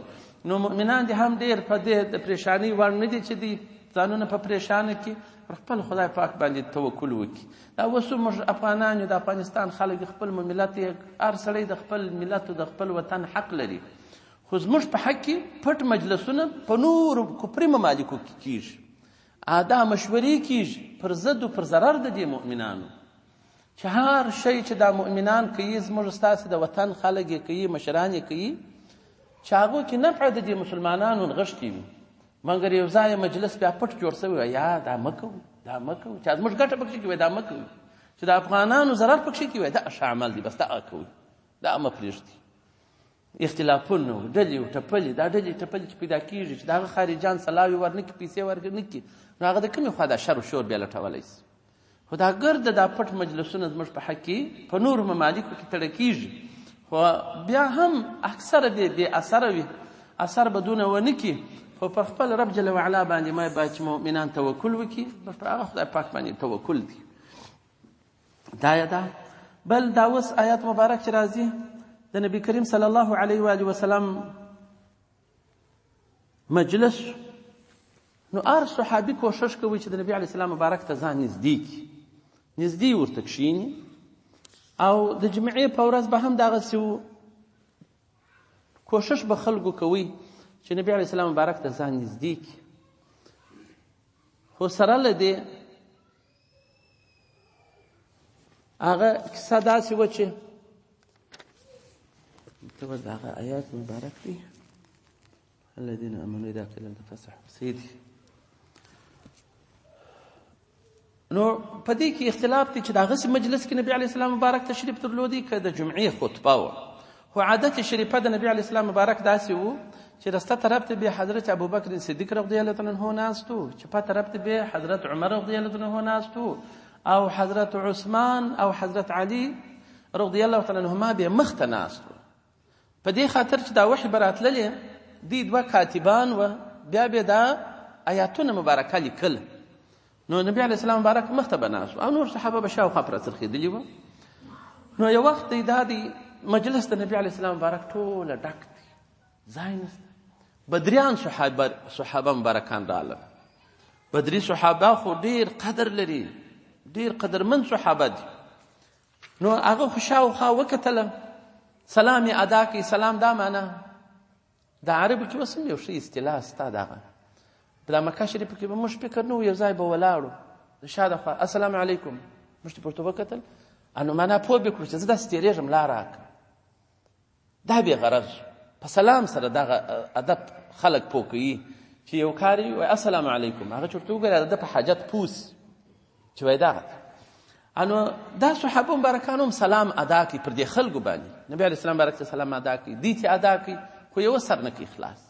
انو دغه بدریان صحابه مبارکان باره په ولاړ ولاړ انو دلته نبی کریم صلی الله علیه وسلم باندې دغه عمل د دې خلکو نه کې دروند چې دا صحابه مبارکان لوی قدر لري د عزت خلک دي ښه مجاهدین دي بدریان دي دي خو نو بیا یې بعضې خلکو ته وویله چې تاسې ولاړ سئ دې ته ځای ورکړئ خو هغه ولاړ سوله دا ولاړېده خوند نه ورکوي د نبي علیه السلام مبارک مجلس یې نه زړه کېدی چې بل چاته یې ورکړي خو نبي علیه السلام مبارک دوی ته ورکړي نو دغه آیات مبارک نازل شو نو بیا وروسته نبي علیه السلام مبارک ویل چې هر څوک پر کوم ځای ناست دی حقداره دی په هغه ځای سره خو نو کې پراخي کوئ تاسو نو کې سره شورئ نو کې سره کوچني کېږئ بل مسلمان ته ځای ورکوئ خدای پاک هم څه پراخي در باندې راولي نو حکم د هغه حکم دی چې هر څوک هر ځای ناست وي هغه ځای د هغه دی نو دا ښه خبره ده خو بیا هم که یو څوک یو مشر وي یو عالم وي اوس هم راسې په سب کې ځای نه وي یو کشر ولاړ چې ځای ورکړي هغه ته خدای پاک 2 ثواب ورکوي هم به د هغه اول سب ثواب ورکړي هم د دا چې د یو مشر و د یو مخور و د یو سید عزت وکړي هم به د هغه ثوابونه خدای پاک ورکړي نو د دې سړي بیا 2 ثواب دي نو الله جل وعلا شانه د آیات مبارک نازل کړي یا ایها الذین آمنو هغه کسانو چې تاسې مؤمنان یاست اذا قیل چې وویل سي لکم تاسې لره تفسحوا پراخي وکړئ په دا مجلس کې د نبي علیه السلام مبارک فافسحوا پراخي کوئ سره کوچني کېږئ بل مسلمان ته ځای ورکوئ یفسح الله لکم خدای پاک به پراخي وکړي تاسو لره په جنت کې الله جل وعلا به تاسو ته په جنت کې پراخه بلډینګونه و باغونه و کوټیانې و قصرونه درکړي تاسو پراخي کوئ بل مسلمان هم د سره ځایوئ او اذا قیل چې وویل سي انشزوا ولاړ سئ د نبي علیه السلام مبارک طرفه درته وویل سي فانشزوا ولاړېږي یا د لمانځه وخت شو یا مثال ولاړ سي دغه کار وکړي یا د بل علم ته ځای ورکړي نو بیا ولاړ سي پروا نه کوي نبي علیه السلام مبارک هم د دې دپاره ولاړي چې یو علم پر هغه ځای کښېنوي یو داسې څوک کښېنوي چې هغه خاوند د درجو د رتبو وي نو ځکه الله جل جلاله فرمایي یرفعو پورته کوي الله جل جلاله الذین هغه کسان آمنو چې دوی مؤمنان دي منکم له تاسو څخه په لوړ لوړ درجو اطاعت و بندګۍ سره دا مؤمنان خدای پاک پورته کوي او الذین هغه کسان پورته کوي اوتوا العلم چې علم ورکول سوی درجات په ډیرو درجو سره یعنی علما لیکي چې عالم پر عابد باندې چې هغه عبادتونه کوي په 900 درجو سره بالا بدوالی لري هر درجه وی لکه مځکه و اسمان دونه فرق پکښې دي نو دا چې دی مثال خدای پاک چې علم ورکول سوی دی لکه دا لوی صحابه مبارکان نو دوی ته باید ځای ورکول سي نبي علیه السلام مبارک صلی الله علیه وسلم چې په لمانځه درېدی وایي ما ته چې رانږدې سي خاوندان د پوهې او د عقل د ښه پوهۍ هغه خلک چې ما ته رانږدې سي نو هغه به د خپل شاه مبارک لاندې دستي هغه خلک درول لکه ابو بکر رضی الله عنه عمر رضی الله عنه د 10 مبشره ټوله نو دا به ځان ته نو کې نږدې کول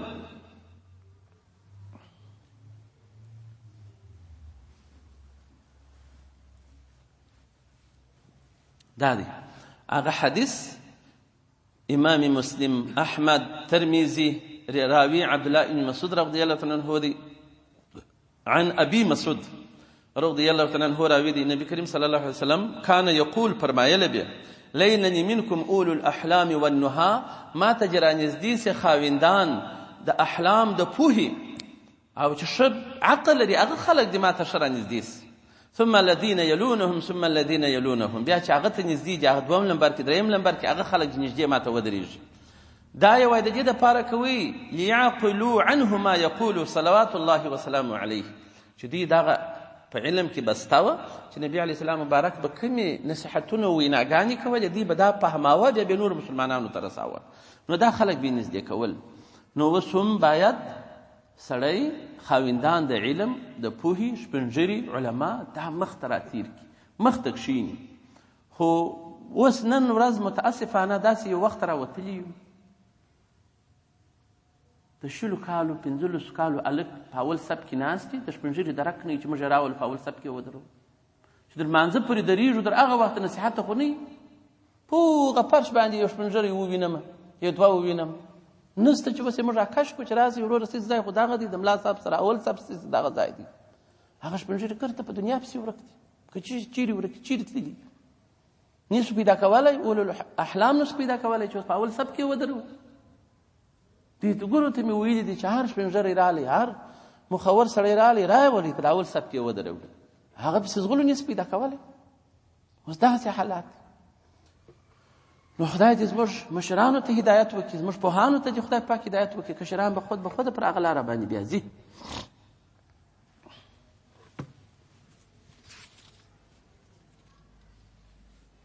نو الله جل جلاله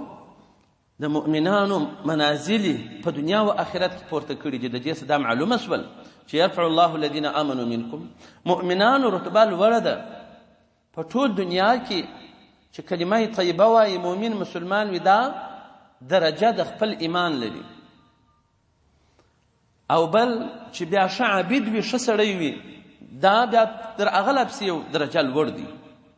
کرامت خدای پاک ورکړی دي. او چې الله جل جلاله یو چاته ایمان، عمل او علم پسې ورکړي، دا نو په ډیرو درجو سره الله جل جلاله لوړ کړی دي. دا هغه درجه ډیره اوچته ده بیا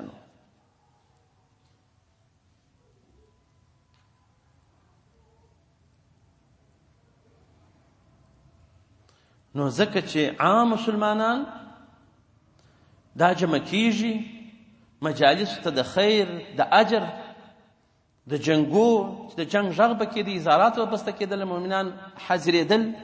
مجلس ته د ذکر حاضرېږي، مجلس ته د علم حاضرېږي، په ورځ کې د جمعې حاضرېږي، د اخترو حاضرېږي.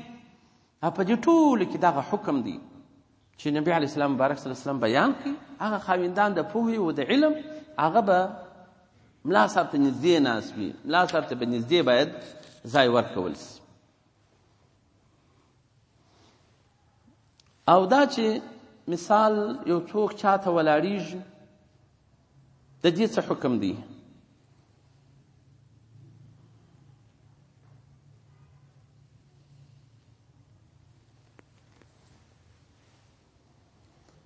او د نبی علیه السلام مبارک صلی الله علیه وسلم په مجلس کې چې به صحابه ناس و، ټوله به پر خپلو مراتبو باندې وه.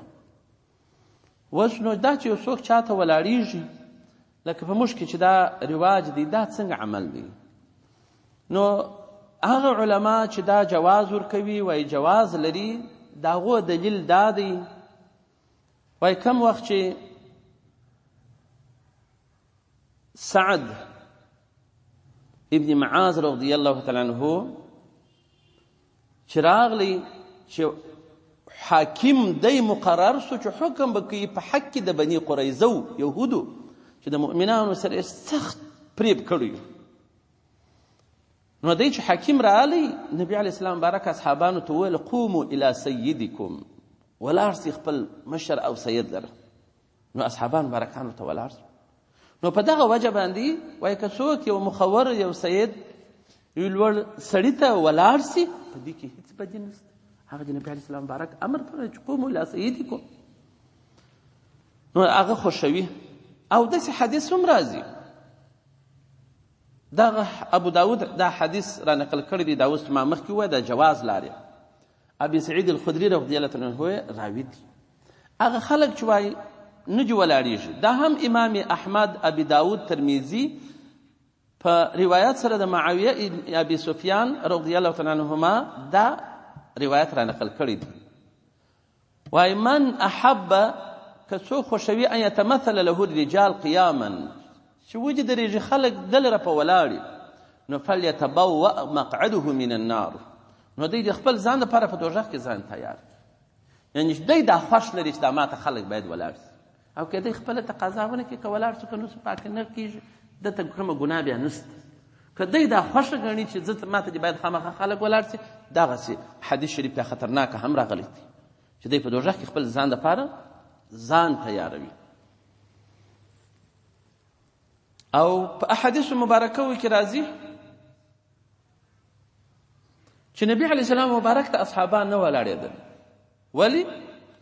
وکانو اذا جاء لا يقومون له، دته نه ولاړېدل، لما يعلمون من کراهیة لذلك. دا صحابه مبارکان خبر و چې نبی علیه السلام مبارک نه خوښېږي چې موږ ته ولاړ شو، دا کار یې نه دی خوښ. دا د مبارک هغه کمال عاجزي وه په دربار کې د خدای پاک،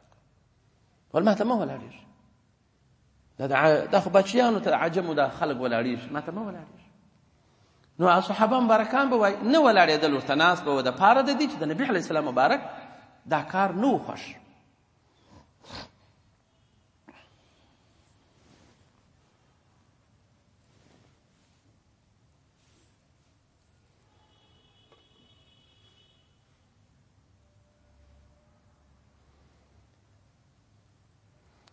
خو بیا هم په دې ټولو خلکو کې خاوند د علم چې دی د هغه عزت زیات دی. نو هغه ته په موږ کې دا رواج دی که څوک ولاړېږي په دې کې کوم مشکل نشته، هغه شرعاً جواز لري. خو مقام چې دی هر منصب و مقام چې چاته ورکول کېږي هغه د علم پر اندازه باید ورکول سي. وایي عمر رضی الله تعالی عنه چې نافع ابن عبدالحارث په نامه سره په عثمان کې د عمر ابن خطاب رضی الله عنه سره یو ځای شو، او حال دا چې عمر رضی الله عنه په مکه شریفه والي مقرر کړی و. عمر رضی الله عنه څوک چې پر خپل ځای پرېښوي هلته، نو ده ورته ویله چې یو نفر بې د ازاد کرده شده مریانو څخه مې پرېښوي چې پخوا مریی اوس ازاد شوی دی. نو بیا عمر رضی الله عنه ته څنګه مریی پر دې باندې مسلطه کوې، څنګه امیر کوې چې پخوا مریی اوس ازاد شوی. نو دغه نافع ورته ویله ولیا امیر المؤمنین انه قارئ لکتاب الله،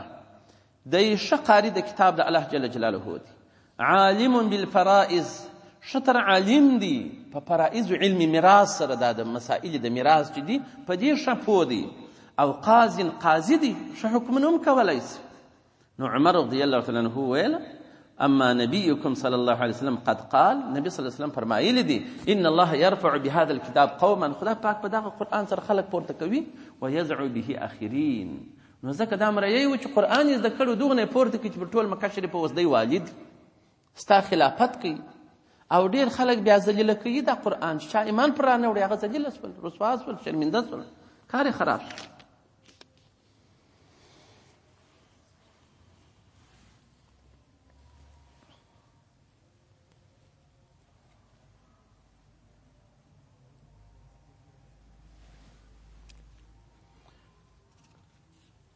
نو د علم مقام چې دی وایي فضیلت د عالم علی العابد كفضل القمر ليلة البدر، لکه فضیلت د سپوږمۍ د څوارلسمې علی سایر الکواکب چې پر نورو ستورو څونه فضیلت لري، عالم پر عابد باندې دغونه فضیلت لري. او د هغه رقم بل حدیث ابن ماجه را نقل کړی دی چې په دې دنیا کې دونه قدر دی چې په هر ځای قدرمن ځای کې به عالم کښیني. عثمان رضی الله تعالی عنه سره روایت دی وایي په ورځ کې د قیامت 3 سم په شفاعت کوي. اول انبیاء علیهم السلام دي چې د انبیاء په سر کې نبی علیه السلام مبارک دی. دوم قدم کې دستي العلماء و علما دي، دا هغه مرتبه ده دی چې د انبیاء راکښته دستي مرتبه د علماء ده. ثم الشهداء، بیا الشهداء فی سبیل الله دي. و سلیمان علیه السلام ته الله جل جلاله وایي اختیار ورکړي، علم غواړي مال غواړي که بچي غواړي، د علم مختاره کوي. د چې علم الله جل جلاله د ته ورکړي نو د علم سره به خدای پاک مال او بچي هم بیا پسې ورکړل. نو علم چې دی دا ډېر ستر نعمت دی په دې دنیا کې هم چې هغه لوړ مقام هغه باید عالم وي، او دغه رقم په ورځ کې د قیامت هم الله جل وعلا دې ته لوړ مقام ورکړی. نو البته دا شی ستا چې عالم وي په خپل علم عمل کړی وي دی بیا نو قابل د احترام دی، او که چیرې عالم وي او د کارونه تر بی علم بتر وي نو هغه بیا وایي در دغو بی علم لا بتر دی، هغه در دغه لا وایي بیا عذاب یې ورسره سخت دی. باید داسې ونه کړي، په خپل علم باید په عمل وي. الله جل وعلا يرفع الله والذين اوتوا العلم درجات، چې علم یې ورکړی دی هغه په ډېرو درجو سره پورته کړي دي. والله الله جل جلاله بما په هغه اعمالو سره تعملون چې تاسې عمل کوئ خبیر شطره خبردار دی. په دې علماو کې الله جل جلاله داسې یو حالت کله کله ورکوي چې هر چاته په نظر د رحمت وکتل هغه به خدای پاک په ټوله دنیا کې خلکو ته خوښ کړي، هر چا به خوښ. حتی کتاب کې راخیستې وه یو عالم یو وخت راووتی دغه حالت یې و چې هر څه یې وکته چې یو شاګرد و یو دوست ووینم دا مقام به خدای پاک ورکړي، په هغه چې هر څه سپی رالی دغه سو نظر یې پر ولګېد. سپی دونه قدرمند شو چې باره به ګرد سپیان وای پر هغه پسې وه، سپیان به پر راټول وه، یو جرګه به د سپیانو پر جمع وه. نو علماو ته چې په خپل علم عمل کړی وي کله کله داسې یو حالت هم خدای پاک ده ته ورکوي چې دی چې هر چا ته په نظر د رحمت وګوري الله جل جلاله هغه د لوی شان خاوند ګرځوي، لوی شان ورکوي. نو په دې کې نو علما لیکي چې بس علم سره د عمله، او د تصوف علما وایي چې علما چې وارثین د انبیاو دي هغه دي چې علم حال او علم قال دواړه خدای پاک ورکړي، هم د باطن علم لري هم د ظاهر علم لري. نو دغه خلک چې دي وارثین د انبیاو بلل کېږي. امام مجدد الفسانی رحمت الله علیه هم دغسې وایي چې العلماء ورثة الانبیاء هغه دغه دي. او بل ځای کې چې خدای پاک فرمایي انما یخشى الله من عباده العلماء، چې د خدای پاک څخه بیریږي هغه علما بندگان د خدای پاک دي. نو دغه خشیت و بیره د خدای پاک چې په چا کې موجود وي نو دغه عالم دی په حق سره، هغه چې خدای پاک صفت کړی دی هغه صفت باندې دی. او که د خدای پاک څخه نه بیره دی هر څه یې کول نو دا خو بیا هغه بیا نه یې برابر سره. داسې علما ستا سود روا کوي، داسې علما ستا د مسلمان قتلونه روا کوي، او داسې علما ستا خلکو ته غلطې پیسې مسئلې ورکوي، یا رشوت خوري یا بل خوري یا بل خوري یا قاضي وي یا هغسې وي، خو هغه بیا ډیر خطرناک عمل دی. دغه دپاره خدای پاک دې مو د بدو اعمالو څخه وساتي، خدای دې په خپل علم عمل راکړي. نو عالم خو هر څوک دی که لږ علم یې کړی وي که ډیر علم کړی، خو دغه اندازه هم د الله جل جلاله له پاکه درباره چاته ورکول کېږي. نو په ښو بد خو موږ تاسې ټوله پوهېږو. نو دا چې بیا پوهېږو او بیا ګناه څوک کوي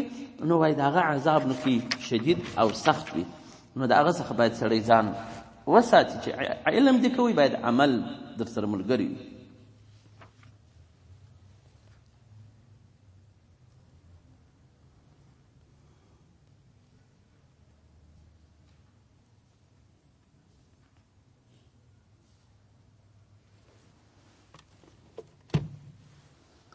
یا ایها الذین آمنوا اذا ناجیتم الرسول. دغه آیات مبارک چې بیا راځي نبی علیه السلام مبارک مجلس ته به خلک راتلل، نو داسې خلک به هم راتلل چې هېڅ کار به نه و، هم بیا هغه ځای تنګوي یا بې علم نه یې زده کوي یا بې ناکې پوښتنې کولې بې فایدې. نو بس داسې امتحان پر دې صحابه ورالی چې هر وخت نبی علیه السلام مبارک مجلس ته ورځي پلا به خیرات کوي، صدقه به مخکې کړې وي بیا به ورځي، بې صدقې څوک نسي ورتلی. نو علي رضی الله عنه وایي زه ومه ما ته خدای پاک توفیق راکړي. نو یو دینار مې درلود هغه مې پلس دغه مات مې کوي پلس درهي مثلا بس یو درې مې خیراتوي ورتللم. نو لاس پوښتنې وایي ما د نبي علیه السلام مبارک صلی الله علیه و آله وسلم څخه بیا وکړلې، او دغه چې څونه صدقه سي په دې کې هم تخفیف وایي ما راوستی. نو هغه چې بعضې خلک هغه غرضمن خلک وه هغه خپله بند شوله په دې سره چې بخیلان وه، بخل یې کوي، پیسې نه زړه کېدلې چې دی دې مصرف کړي. عباره نو دغسې و چې نه راتلل د نبي علیه السلام مبارک مجلس ته. منافقینو هم پیسې نه زړه کېدلې هغه نه راتلل، او سوچا مؤمنانو چې درلودلې هغه یې ټوله صدقه کولې، خو د نبي علیه السلام مبارک صلی الله علیه و آله وسلم مجلس ته راتلل.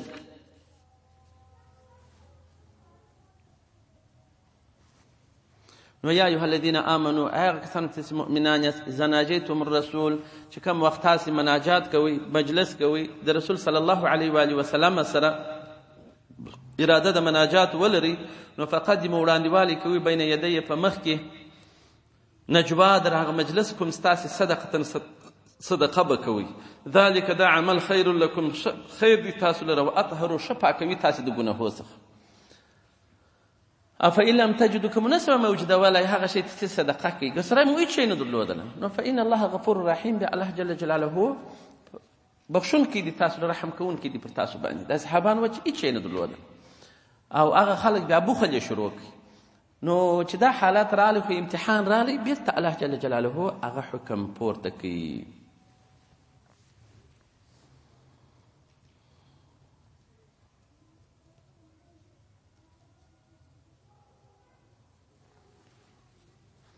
نو بیرته هغه منسوخه شو.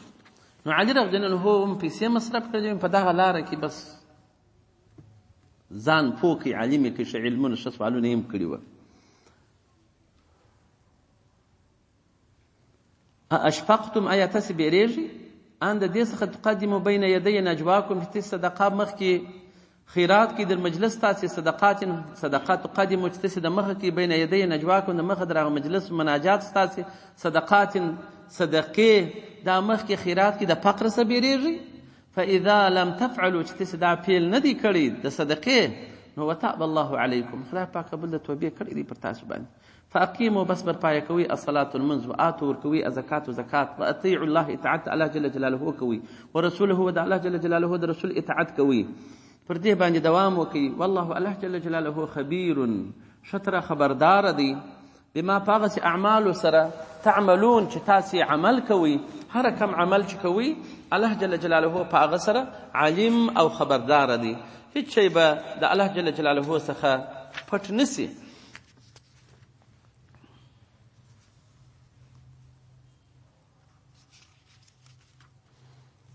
نو خدای پاک قبول د توبې کړی دی نو بس هغه حکم ولاړی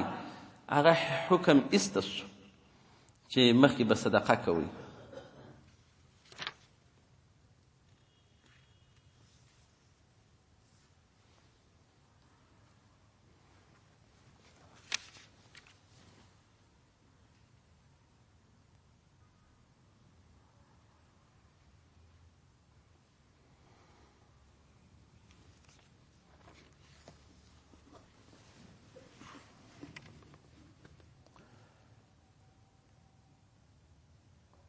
الم تر الى الذين تولوا آیا ته نه ګورې و هغه کسانو لره تولوا چې دوی تولاو دوستي کوي دغه منافقینو به دوستي د یهودو سره کول د نبي علیه السلام مبارک احوال بیا ټولول د صحابو و مؤمنانو بیا هغه یهودو و کافرانو ته رسول نو الله جل جلاله نبي علیه السلام مبارک ته فرمایي چې ته نه ګورې هغه کسانو لره چې دوی دوستي کوي قوما د یو قوم سره غضب الله چې د خدای پاک غضب سوی دی علیهم پر هغو باندې چې یهود دي ما ندی هم دغه منافقین منکم لتاسو مؤمنانو سره ندی مازی په خوله کلمه وایي ولا ندی منهم د یهودو سره هم ندی مذبذبه دی بین ذلک ولا اله هؤلاء ولا اله هؤلاء نه دغه یو مخ کافرانو کې ځان ورګډي نه یو مخ په مؤمنانو کې ځان ګډي نو بیا کله کله درواغان هم پر صحابه او مؤمنانو پسې ویل نو یو وخت نبی علیه السلام مبارک دی راګرځته چې وجه دا بدې خبرې کوي وجه دا ښکنځل کوي وجه دا پر مؤمنانو پسې عیبونه وایست دا کارونه ولې کوي نو دوی څه کول الله جل جلاله فرمایي چې ويحلفون على الكذب بیا دوی قسمونه اخلي په درواغو سره چې دوی مؤمنان دي داسې خبرې نه کوي او هم يعلمون دي عالمان دي په خپل کذب په خپل چم په خپل پریب سره چې موږ په رښتیا ولا کوم مؤمنان په رښتیا ولا د نبی علیه السلام بارک سره ولاړ نو اعد اماده کړی دي الله جل جلاله لهم د پاره د دې عذابا شدیدا عذاب ډیر دردناک ورته اماده کړی دي ان په تحقیق سره هندوی سابد ما شي کانو چې دي يعملون دي عمل کوي د ګناه څخه اتخذوا دین ولید ايمانه خپل قسمونه جنته سپر په قسمو سره خپل ځانونه ساتلي دي د مؤمنانو څخه چې بس موږ مؤمنان فصدوا دي منع کوي په دغه سره قسمو سره مؤمنان عن سبيل الله د لارې څخه د خدای پاک چې مؤمنان جهاد وکړي پر دې کافرانو باندې په خپلو قسمو یې مؤمنان صحابه خطا ایستلي دي نو فلهم دي لره عذاب مهین عذاب خاوند د اهانت نو ګوره د منافق یو خوی دا دی چې دوی ټول عمر د کفارو سره دوستي کوي د یهودو سره کوي پر ضد د خپلو مؤمنانو سره نه کوي نو لن تغني عنهم اموالهم بیا به لن تغني دفع نکي عنهم لدی څخه اموالهم او ډیر مالونه د دوی چې مالونه ډیر کی نو ته بیا دوی د خدای پاک د عذاب سزان په خلاص کی ولا اولادهم او نبي اولادونه د دوی بیا دوی تدفع وکي د عذاب سره د خدای یعنی من الله شیئا د عذاب سره د خدای پاک په هیڅ شی دفع نکي چې هرڅونه مالونه ولري هرڅونه اولادونه ولري الله جل وعلا به دې ته عذابونه ورکي اولئک دغه کسان چې دي اصحاب النار دي خاوندان د ور دي چې د کفارو سره دوستی کوي او په مؤمنانو ځان نه ګډوي ظاهره وایي موږ مؤمنان یو هم دوی به فیها په داور کې خالدون د همیش دپاره داخل واذکر ریاد که او نبی علیه السلام مبارک یوم هغه ورځ یبعثو چې راوبه پاسوي هم دی الله جل جلاله جمیعا ټوله فیحلفون له بیا به دوی قسمونه اخلي الله جل جلاله لره چې دوی مؤمنان كما يحلفون لكم لك تسي مؤمنان وتجوز قسمنا اخلي چې موږ مؤمنان یو ویحسبون دی ګمان کوي چې انهم علی شیء دی پر یو شي باندې دی داسې ګمان کوي چې په دنیا کې به مو قسمونه واخیستله مسلمانان به مو خطا ایستله او موږ به خپل منافقت او کفریت پر مخ باندې به وي مسلمانان به بالا را سره کانې سو نو دی ګمان کوي چې موږ پر یو شي یو نو بیا هم یو څوک خطا ایستلی شي لا الا اگا وسیئنه په تاکید سره هم دی چې دي هم الکاذبون دي درواغجنان دي استحوذ غالبه سوی دی علیهم پر دی باندې الشیطان و شیطان چې دی اطاعت کوي فانساهم ذکر الله دی ير کړی دی ذکر د الله جل جلاله یا د خدای پاک ير کړی دی نو ذکر د خدای پاک ډیر کوي دا هم د منافقینو صفت دی چې خدای پاک فرمایي و اذا قاموا الى الصلاه قاموا كسالى منافقین دادي چې دی لمانځه ته ولاړیږي ډیر درانه ولاړیږي ګوري شپې لنډیږي کرار نو کې ځانونه آماده کوي نو کې د سهار په خوا غفلت مه کوئ وخت چې راکښېني ځانونه اوچته مخته کړي ټلیفونونه لري زنګونه ځان ته آماده کوي ډېر مه کښېنئ ډېر ځان مه بدخوابه کوئ دغسې ډېر خوراک مه کوئ باره به مو خوب لږ وي بیا په کت یوه او ته چې ځان عادي کړي چې وخت چې راکښېني باره خپله راکښېنستلی سي نو درانه ځانونه مه جوړوئ چې لمونځ پر تاسو باندې باره غالبه سي یا تاسې به اوچته یاست لمونځ به په خپل وخت کې کوئ تاسې به غالبه یاست نو شیطان کافر پر دغه خلکو باندې غلبه کړې وه فانساهم ذکر الله نو دی ير کړی و ذکر د خدای یو خدا دی چې دی بل مانځه ته سست ولاړیږي دا صفت د ځانه لرې کړي او ولا یذکرون الله الا قلیلا دی ذکر د الله جل جلاله نه کوي مګر ډېر لږ چې هغه هم د ریا دپاره کوي بل صفت دا دی چې تاسې به ذکر ډېروئ ذکر د خدای پاک ډېر کوئ کلمه شریفه وایاست سبحان الله وایاست الله لا اله الا الله وایاست چې وس مو هغه ذکرونه ټوله کوئ غفلت مه کوئ تلاوت د قرآن کوئ بیا خو اوس برات دی دا برات خاصه سپورټ میاشت د روژې دپاره چې موږ به داسې سپورټونه کړي وي چې په روژه کې هر نوع عبادت راسي مخته موږ به اطباق نه پکو نه به ستړي کېږو نه به دغه کېږو روژې به نیسو ذکرونه به کوو تلاوتونه به کوو تقواوې به کوو هغه د ګرده کال شان به ګرده اوس لا پرېږدو نو موږ به ښه سپورټ کړی وي د روژې دپاره روژه مبارکه چې راشي په ګډېږو به الله د خدای پاک رحمت دی د عبادت میاشت یو مخ به عبادتونه کوو نو راباندې غمیږي به نه تلاوتونه اوس لا شروع کړئ ذکرونه اوس لا شروع کړئ تقواوې اوس لا شروع کړئ بنډارونه مو اوس لا پرېږدئ نو چې روژه مبارکه راله بس په عباداتو باندې شروع کوو خدای پاک دې موږ تاسې ورولي نن عادي څلرمه د برات وه یعنې بیخي شپږ شپې اوس پاته دي دا مخ راګرځېدا هم خلاصېږي نو خدای پاک ته به وایي چې خدای پاک موږ ورولې دا خو راځي چې داسې نه سو چې باره ذکر راسه پاته وي زموږ خلک نو څه چم کوي آیا دا نو ښه کار دی آیا دا د ګټې میاشت دا د مسلمانانو د تجارت میاشت دا تراویح چې موږ تاسې کوو یعنې هغه په داسې کتاب کې مې ولیدل چې 1100 کاله واخته جوړ سوی وای الله جل وعلا شانه څخه یو قسم ملکی د عرش عظیم پر یو طرف باندې دی دا راسي الله جل جلاله څخه اجازه وغواړي چې خدای پاک ته موږ ته اجازه راکړه دا څونه رحمتونه پر امت نبی علیه السلام مبارک نازلېږي په دا وخت کې د تراویح موږ د دې سره تراویح کوو نو حظیرة القدس ورته ویل کېږي دغه ځای ته نو بیا دا ملک راسي د مسلمانانو سره په مساجدو کې تراویح کوي د پاره د دې چې هغه کم فیضات او رحمت د الله جل جلاله پر دې مؤمنانو راځي چې دا موږ لاسته راوړو د عرش عظیمه څخه راځي موږ تاسې دلته تراویح سمې نه کوو یو ځای تراویح په 24 دقیقې کېدلې د لولې څخه خلک ورته راتلل نو 24 دقیقې پر ورځ وتر تراویح دا خو پسخند دی چې به وي دا خو هېڅ عالم تا ته اجازه نه درکوي نه هغه ملا ته ورکوي یا چې کوي هغه هم د ځانه کوي دا خو تورې خرابېږي تیز څه ضرورت دی مې کوه خو دغسې تراویح مه کوه دا خو لوی رشخند دی لوی عذاب دی بیا در باندې نو د تراویح په ښه شیان باید موږ تاسې وکړو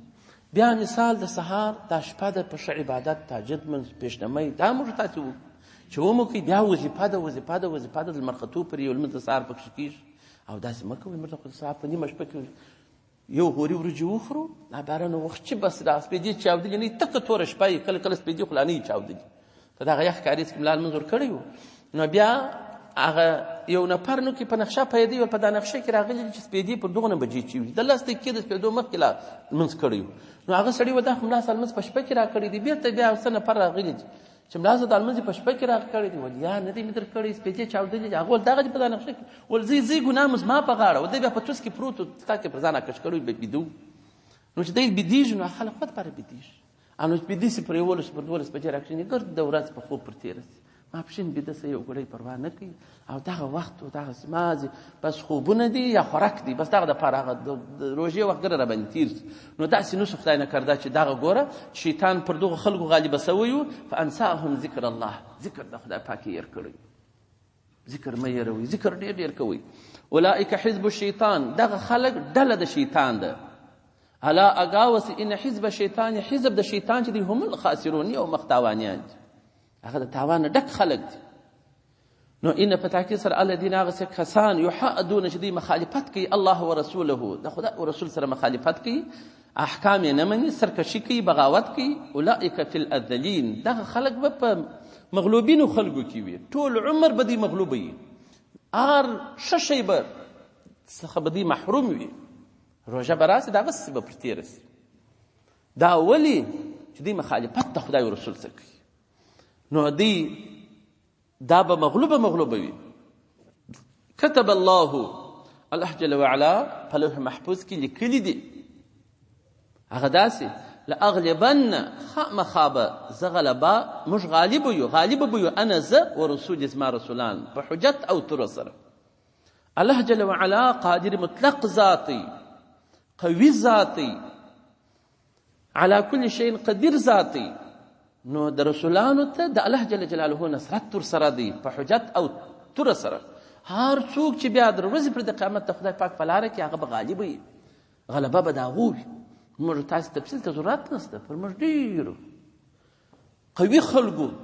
تعرضونه کړي دي، په اخر پای رسوا سوي، شرمنده سوي، ذلیله سوي، خدای پاک بیرته شړلي دي. غلبه چاته ده؟ د الله جل وعلا د لارې خلکو ته ده چې د خدای پاک په لاره کې وي. او ان په تاکید سره الله جل جلاله قوي، ډېر قوي دی، عزیز، غالب دی، هیڅ چا سره نصرت نه غواړي. او بل لا تجدو موجود نکي قوما، داسې یو قوم یؤمنون بالله چې دی ایمان پر یو خدای پاک لري، والیوم الاخر، په ورځ د آخرت یې لري، خو بیا چش کوي یوادون، دی موافقه کوي من د هغه چا سره حد الله ورسوله چې هغه دشمني د خدای او رسول سره کوي. داسې قوم موجود نه کوي، داسې قوم چې نه موجودیږي چې دوی موافقه کوي د هغه خلکو سره چې هغه دشمنان د خدای او رسول دي. نو په مؤمنانو کې داسې خلک باید پیدا نسی چې دوی موافق د کافر سره وي، د کافر د قول سره وي، د کافر د کردار سره وي، د کافر د گزارې سره وي، د کافر د اخلاق سره وي. داسې قوم موجود نه که الله جل جلاله فرمایي ولو كانوا کسون دا کافران وي اباؤهم پلرونه د دي، و ابناءهم زامن د دي، و اخوانهم رونه د دي، و عشیرتهم قام قبیلی وي، بیا هم دی و دوستی د هغو سره نه کوي. د صحابه مبارکانو شان دغه ابو بکر رضی الله تعالی عنه چې د پلار ایمان نور راوړي، ابي قحافه چې ایمان نور راوړي، د نبی علیه السلام مبارک پسې یو خبره وکړل، د چپلا خو ونیول پر دا چې وی هغه گزار شو در سره، دا پلار مسلمان نو په هغه وخت کې. نو بیا چې دغسې سو، نو نبی علیه السلام مبارک ول نه بجې والی پروا نه کوي، ول که توره را سره وای ما په ولاد دی په توره باندې وهلی وای، یا به ما پرېښی نه وای، په توره باندې به ما دا خپل پلار وهلی وای.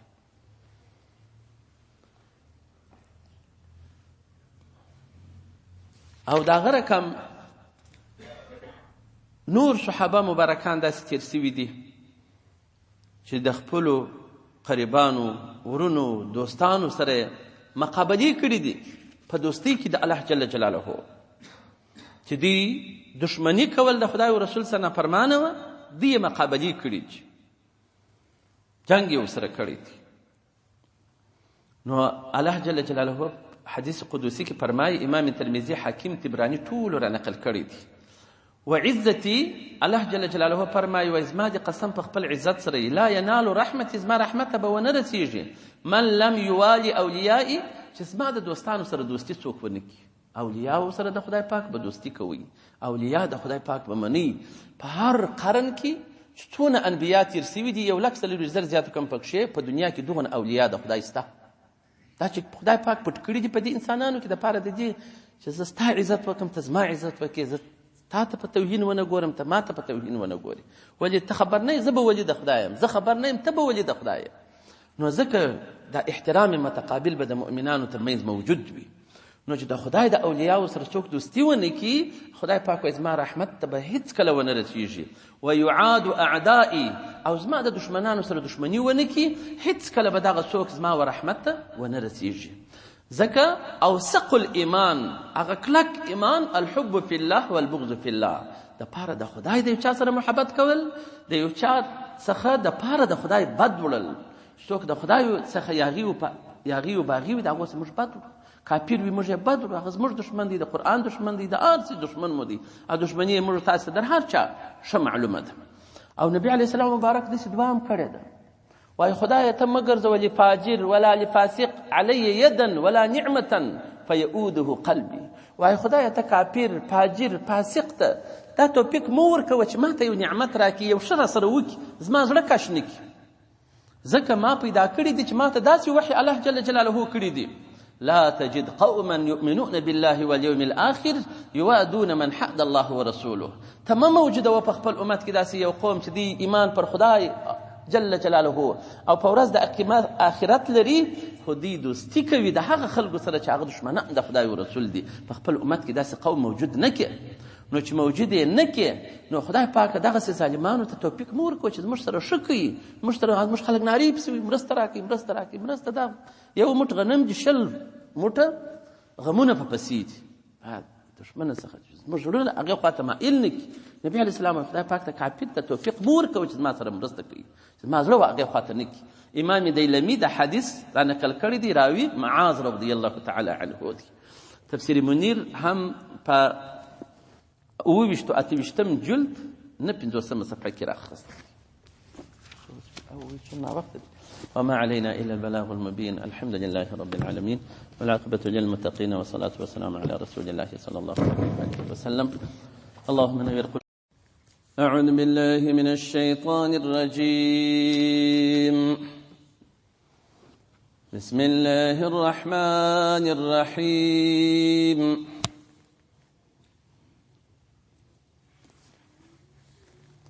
لا تجد قوما يؤمنون بالله واليوم الآخر يوادون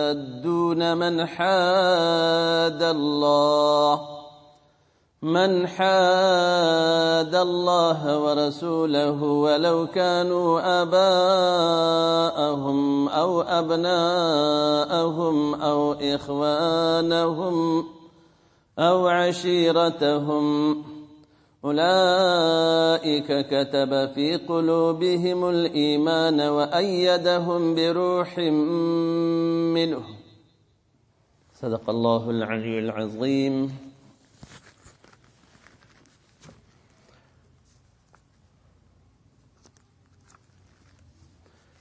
نو تیر سبق کې د آیات مبارک پرون نسو پره الله جل وعلا شانه و فرمایل لا تجدو ته موجود نکي قوما یو قوم يؤمنون بالله چې دی ایمان پر یو الله جل جلاله لري واليوم الآخر په ورځ د آخرت لري یوادون چې دی دوستی کوي من د هغه چا سره حد الله ورسوله چې هغه دشمنی کوي مخالفت کوي سرکشي کوي د الله جل وعلا او ورسوله د رسول صلی الله علیه و آله وسلم څخه ولو كانوا كسوم وی دغه بيدین خلق دغه سرکشه خلق اباءهم پلرونه ددي او ابناءهم زامن ددي و اخوانهم رونه ددي او عشيرتهم یا تربرونه و قومیان ددي وی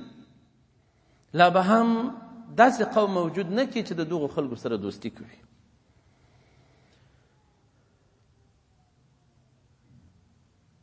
دا آیات مبارک چې راغلی ټولو صحابه و مبارکانو د خپلو دوستانو سره چې هغه کافران وه قطع علاقه وکړل.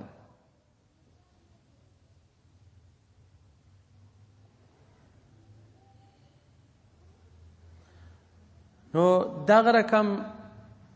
ابو بکر رضی الله تعالی عنه په مخ کې پلار یې یو څه وویله په نبي علیه السلام مبارک صلی الله علیه و آله وسلم کې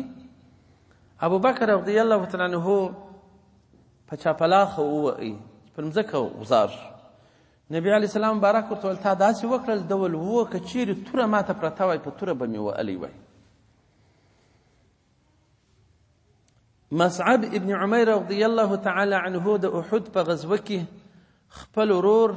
چې کافر و عبد ابن عمیر نومېدی دا ووهی په توره مړی کړي. او عمر رضی الله تعالی عنه د بدر په ورځ خپل ماما یو چې عاص ابن هشام ابن مغیره نومېدی دا یې ووهی مړی کړي. علي حمزه ابو عبیده رضی الله تعالی عنهم چې دا د نبی علیه السلام مبارک صلی الله علیه وسلم د کور خلک دي. د ورځ کې د بدر چې اولې شیبې مبارزې ته پهلوانۍ ته راووتل عتبه و شیبه و چې دوی دواړه زامن د ربیعه وه او ولید ابن عتبه و دا یې درې سره مړه کړل د بدر په میدان کې. نو دا چې هر کم د دوی دوست و خو چې رب جل وعلا ورته وویله چې ستا په امت کې چې داسې قوم نه موجودیږي چې دوی پر خدای او په ورځ د آخرت ایمان لري او بیا دوی دوستي کوي د هغه چا سره چې هغه دشمنان د خدای پاک دي، سرکشي کوي د خدای او رسول څخه، که څوم پلرونه و زامن و ورونه و اتربرونه ستاسو دي، دا نه ښایي مؤمن لره چې داسې کار کوي.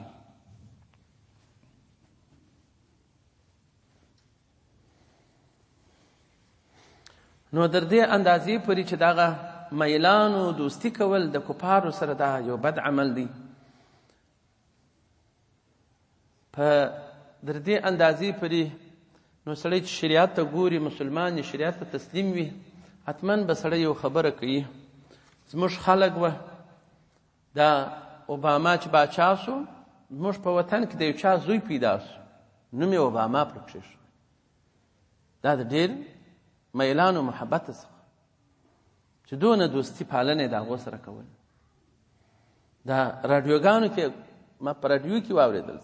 وایي پلانکي ځای کې داسې یو کوچنی پیدا شو، نوم یې اوباما پرې شو. بیا د دې اوازه وول معنا یې مسلمانه ده، بس یو خبره به پېښ شول ګل اخشي د ژوندی پیسې رالیږي، پر اوباما د ګل اخشي نوم یې شوی ول پیسې رالیږي. نو دغسې دوستی پالنه یا یو نوع د انواع کومک سره کول، نو دشمن دی، دشمن ته د شو تمه درلودل دا خپله ناداني ده چې دشمن به زما سره ښه وکړي، ما به آباد کړي. دا خبره د شریعت سره سل په سل کې ټکر ده. دشمن د چا هیڅکله خپل دشمن ته ګټه نه رسي غیر له تاوانه څخه. نو کافران د خدای او رسول دشمنان هغه زموږ سره دشمنان دي، په د هغه خاطر دشمنان دي چې موږ مسلمانان یو. نو په دغه وجه باندې دا دوستی کول د دغو باید سړی ونه کړي.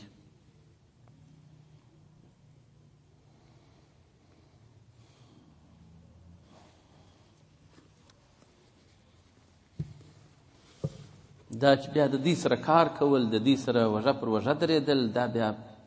نورې خبرې دي. د عبدالله ابن مبارک څخه یو چا پوښتنه وکړله، وایي موږ ته دغه کافرانو ظالمان کالي راولي، موږ خو خیاطان یو، دا کالي ور جوړوو، نو دا څنګه دي موږ ته؟ ول تو خو ملګری یې چې ملګری چې سرخي پر تا خرڅوي په دې خبرې چې ته د کافرانو کالي ور جوړوې، هغه هم په دغه ظالمانو کې حسابل کېږي، په دې کې حسابل کېږي چې پر خیاط هغه سرخي خرڅوي او دې خبر وي چې دا د کافر کالي په جوړېږي، لا به دی په ظالمانو په ډله کې په ورځ کې د قیامت به حساب سي. نو دا دنیا خو چیرېږي، هر سړی خپل ځان ته یو دلیل یو خورا دلایل وایي. نو په هغه شپو کې خو دلایل هم د چا سره نه ویل کېدل، چا ته چې ویلي وه چې ته کافرانو سره کار کوې، ته هم د دې په ټل کې یې، په ورځ د قیامت به بیا د هغو سره راپورته کېږي، بیخي بد یې وړل. نو تاوان سړي ته رسېدی. نو حقیقت دا دی چې خدای پاک وایي ستا په امت کې داسې قوم موجود نه کړي چې دوی د هغه خلکو سره دوستي کوي چې من حد الله ورسوله، چې هغه دشمنان و سرکشه د خدای او رسول څخه دي. که څوم ستاسې پلرونه وي باید تاسې دوستي ورسره ونه کوي، که څوم ستاسې ورونه وي، که څوم ستاسې زامن وي، که څوم ستاسو اقربا وي، قومیان مو. اولئک دغه کسان چې دوستي نه ورسره کوي، د کافرانو سره هیڅ نوع د انواعو کومک نه کوي. دا زموږ ستاسې دا دي خلک دي، انډیوالان دي، ملګري مو دي، د دې سبکونو ته راځي دا 20 کاله خواران په خوارۍ و غریبوی کې لاسو تڼاکي تکلیفونه لوږي و پوروړي در دا اوسه پورې یوه یې نه ده 200 خاص په دغه وهم باندې چې ځکه په دې کار کې ودرېږم داسې نه خدای نه کرده په دې ظالمانو حساب نسم په دې ناتار نه دي ورګټ سوي په دې ناتار کې آرام ناست الله جل وعلا دی وساتل هغه ساتلي دي که لږ دي که ډېره په خپله ګولایه قناعت کړی دي ګردو مسکینان دي زموږ ته سیانډیواله مګر دا معلومه خبره وه په هغه وخت کې هم دغه معلومه وه ولکه موږ ماضي اوس یو اقدام وکړو حرکت وکړو په دغه لاره کې د دې خلکو سره ودرېږو موږ ته به بیخي ډېرې پیسې میلاو سي خو نه یې کول الله جل جلاله وساتل نو خدای پاک یې عوض ورکوي د دې په مقابل کې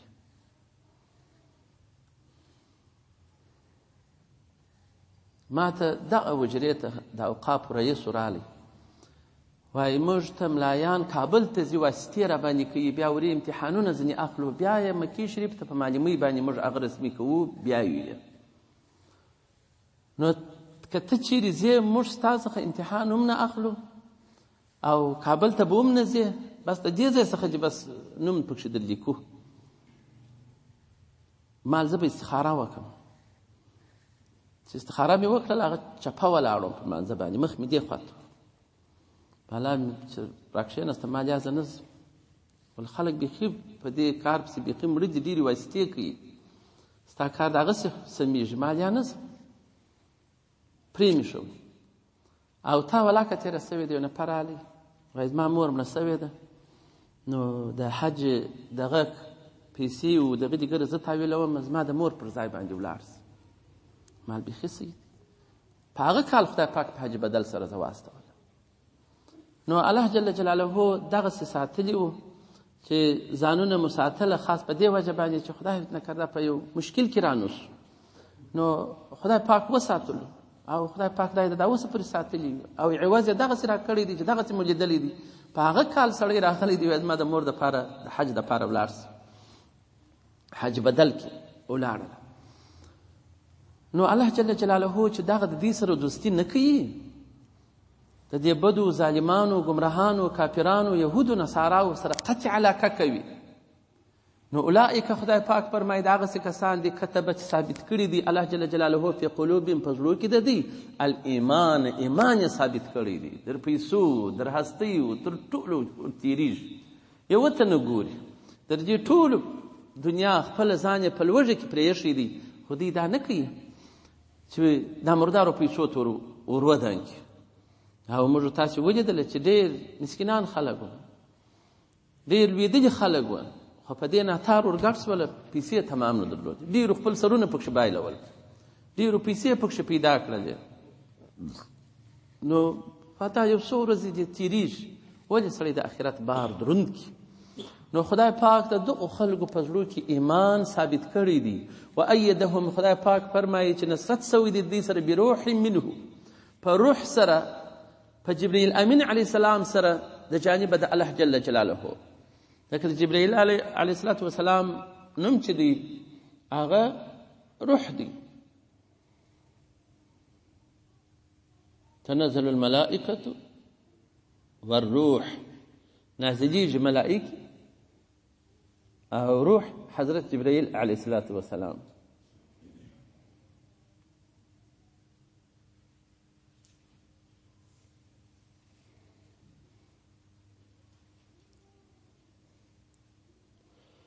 او په بل روایت کې چې دا سبب د هدایت دی د جانب د الله جل جلاله به د دغو خلکو ته به خدای پاک ښه هدایت ورکړي خدای پاک پر حق لاره پسې برابر کړي چې دی د دې امتحان ووځي د پیسو در سر تیر سي الله جل جلاله به دی وبخشي او يدخل داخل به کې هم دی الله جل جلاله جنات من جنتو لره تجري چې به یږي من تحت لاندې در معنیانو در درختیه الانهار وليه خالدین د همیشه لپاره به داخل وي فيها په دغه جنتو نعمتو کې رضي الله عنهم راضي به وي الله جل جلاله له دغو خلکو څخه چې اطاعت خپل خدای او رسول کوي ورضوا عنه او دی به د خدای پاک څخه راضي وي دغه صحابه مبارکان دغسې الهي نصرت ورسره و چې هر شي کې به دوی ګیر راله الله جل جلاله به دوی کامیابه کول. ځکه چې خدای پاک فرمایلي وه چې وایدهم بروح منه، نصرت به د دوی وسي په غیبي نصرت سره، د ملائکو په واسطه، د جبریل امین علیه السلام په واسطه به د دوی نصرت وکول سي. او خدای پاک به جنت ته داخل کړي دغه خلک چې دوی قطع علاقه کوي د کفارو سرکشو ګمراهانو څخه. اولئک دغه کسان چې دي حزب الله، دغه نو حزب د الله جل جلاله دی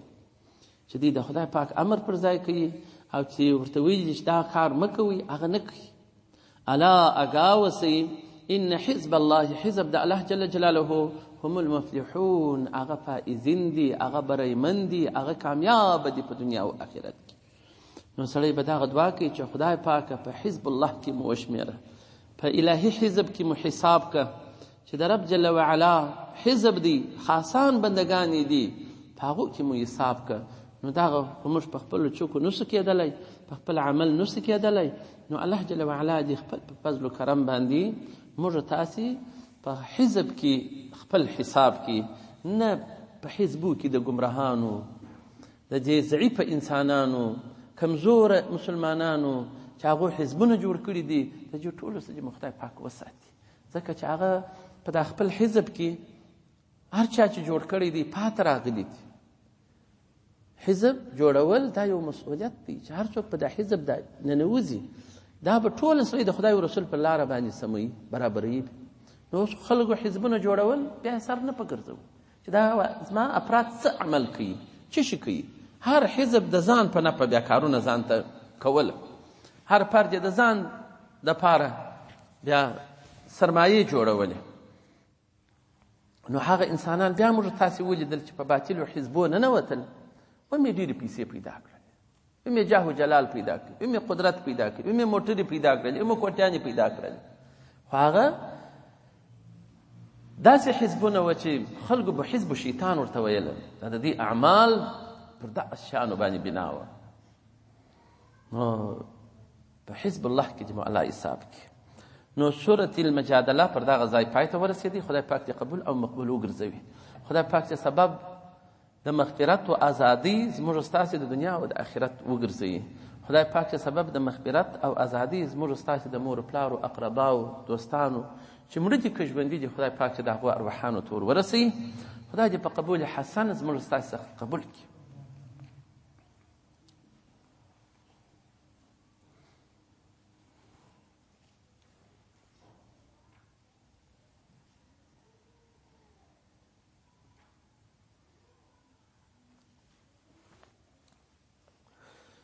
سورة الحشر نام نبی څه شو دا اړی که نه اړی تاسو نه پوهېږم ښه تاسو ګلالۍ دغه اوس اوري که نه اوري دا صورت ته بېلته ده به یو چم پکوي چې صورت به واغوښتئ ته یې درسره کوي که څه به کوي نو یو چم یې پکوي زه نه به پوهېږم بیا لیونی دی که نه ستا دا کښېږده بیا به چې ته نه کېږي دا کښېږده په هغه کې بیا سټیپ که بیا دی سره اړی